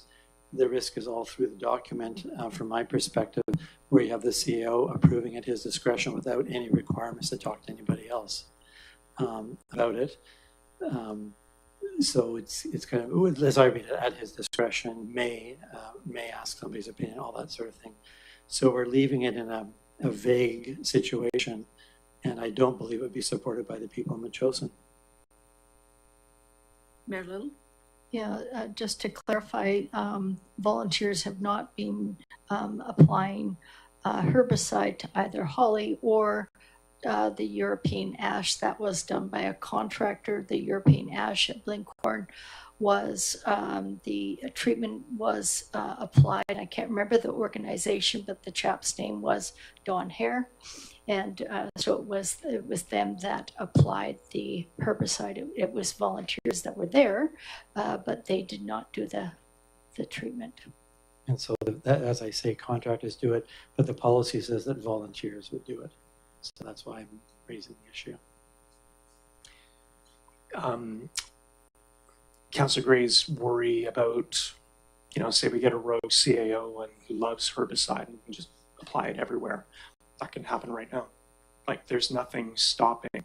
As I read the current policy, it's about cosmetic use. I don't think that stops that wouldn't necessarily stop somebody if they wanted to apply herbicide.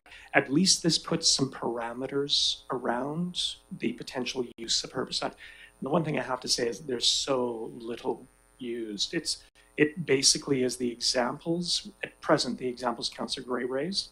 We might look at, on official basis, the use of Garlon. And again, I checked with the crisp lead Gen Eastman, it is something that is used, maybe by contractors only, but it is used, and apparently it's been proven to be very effective, as we heard Misk speak to as well. So, Councillor Gray. Yeah, so I'm just, again, offering that it wouldn't happen now because council has appointed a councillor to be on CRISP, and I have a role to be maneuvering around those things. So I don't think the staff would ignore the council appointment and the liaison work that I'm doing. Can I ask then in the policy, that I guess it's the next question, what is the role, why would we have a councillor appointed to CRISP any longer? To do what? Because there's no, I don't see that in here, any role for that person, whether it's you or me or Councillor Epp. There's no role for the councillor in working with CRISP. Description of what the person does. I think in the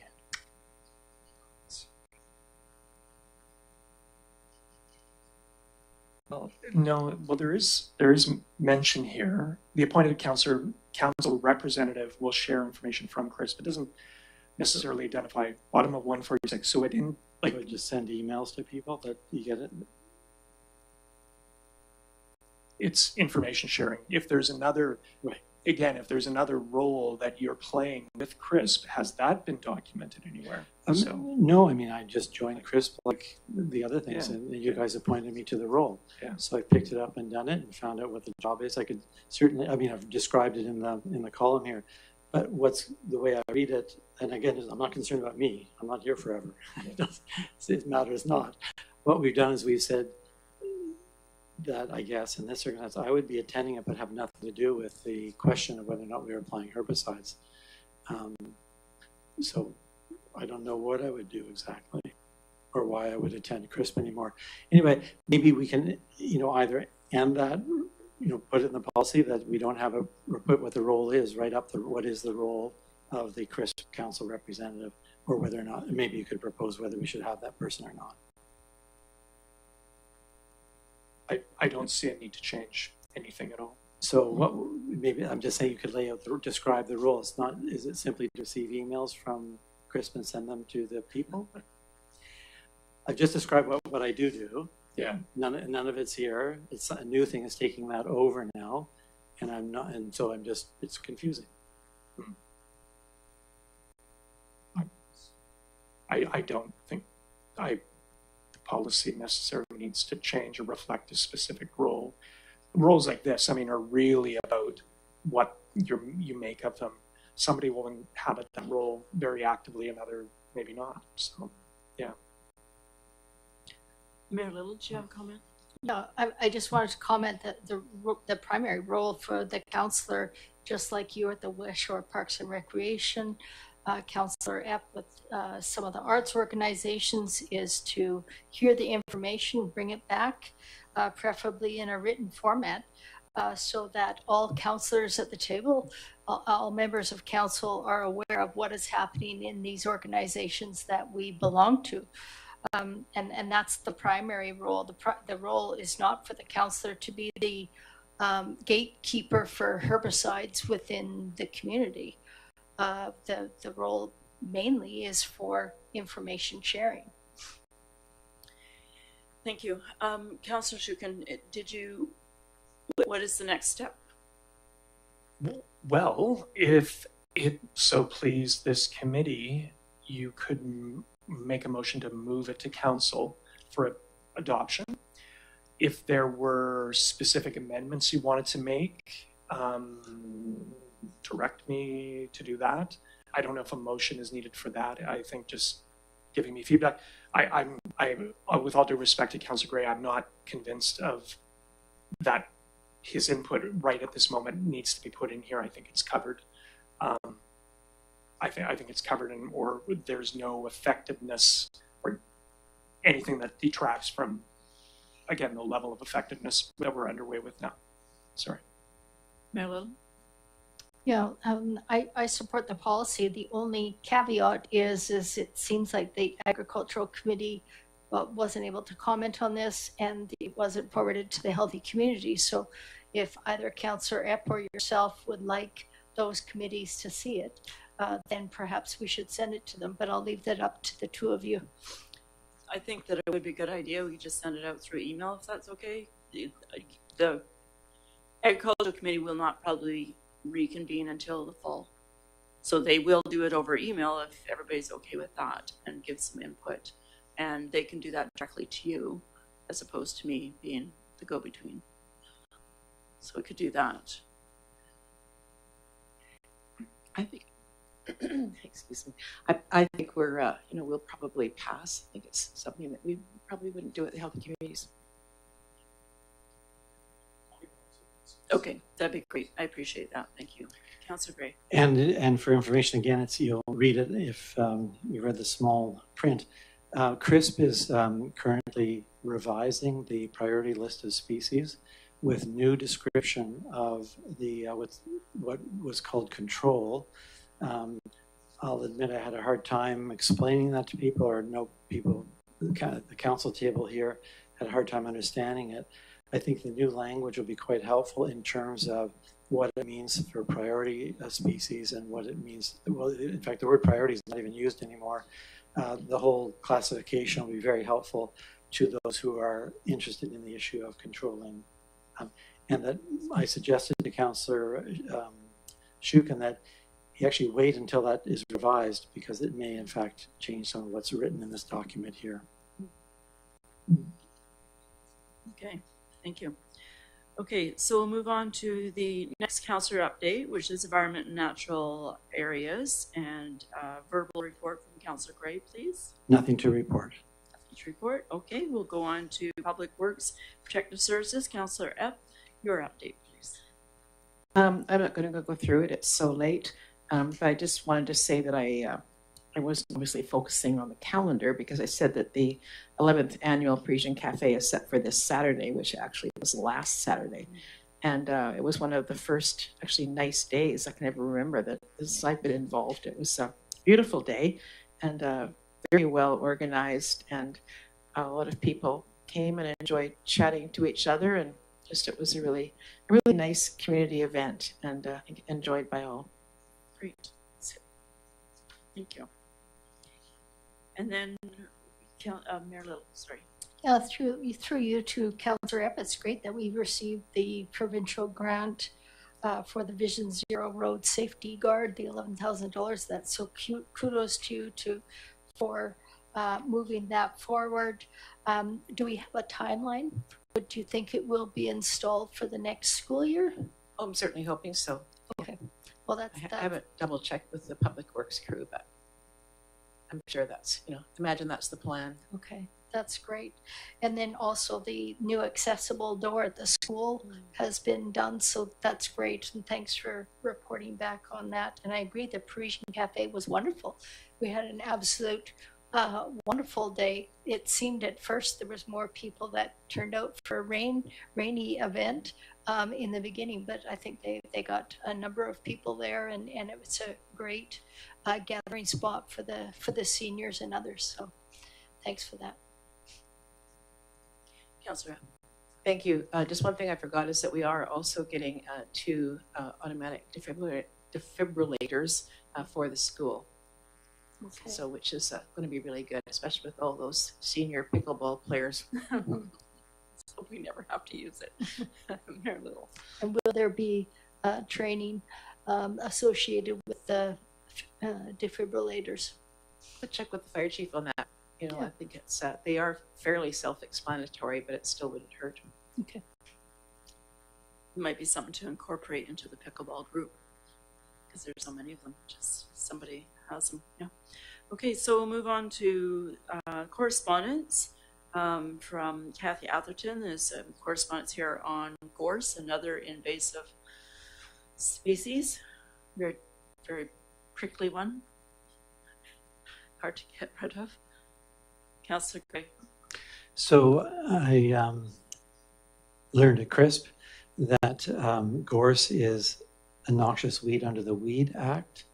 And in fact, this letter arrived, I think, the day after I heard about that. So I sent a note to Mr. Pyatt to explain that he might want to look at the Weeds Act and take action. And so I think he's aware of the correspondence and will well, we could make a motion, but to get moving on this, because that we can, through action of the district, require private landowners to remove gorse on their properties. I've sent a number of notes to the CEO about that. So maybe he could report back to us and tell us how do we proceed. Well, maybe I'll move that we refer this letter to the CAO in order that he may provide us a report on next steps. I'll second. Seconded by Councillor Shukin. Any further discussion? I don't know if we need to do this, but I would maybe ask for a verbal report. Could we make that a just slight modification? It doesn't take much to write on a piece of paper what you might do.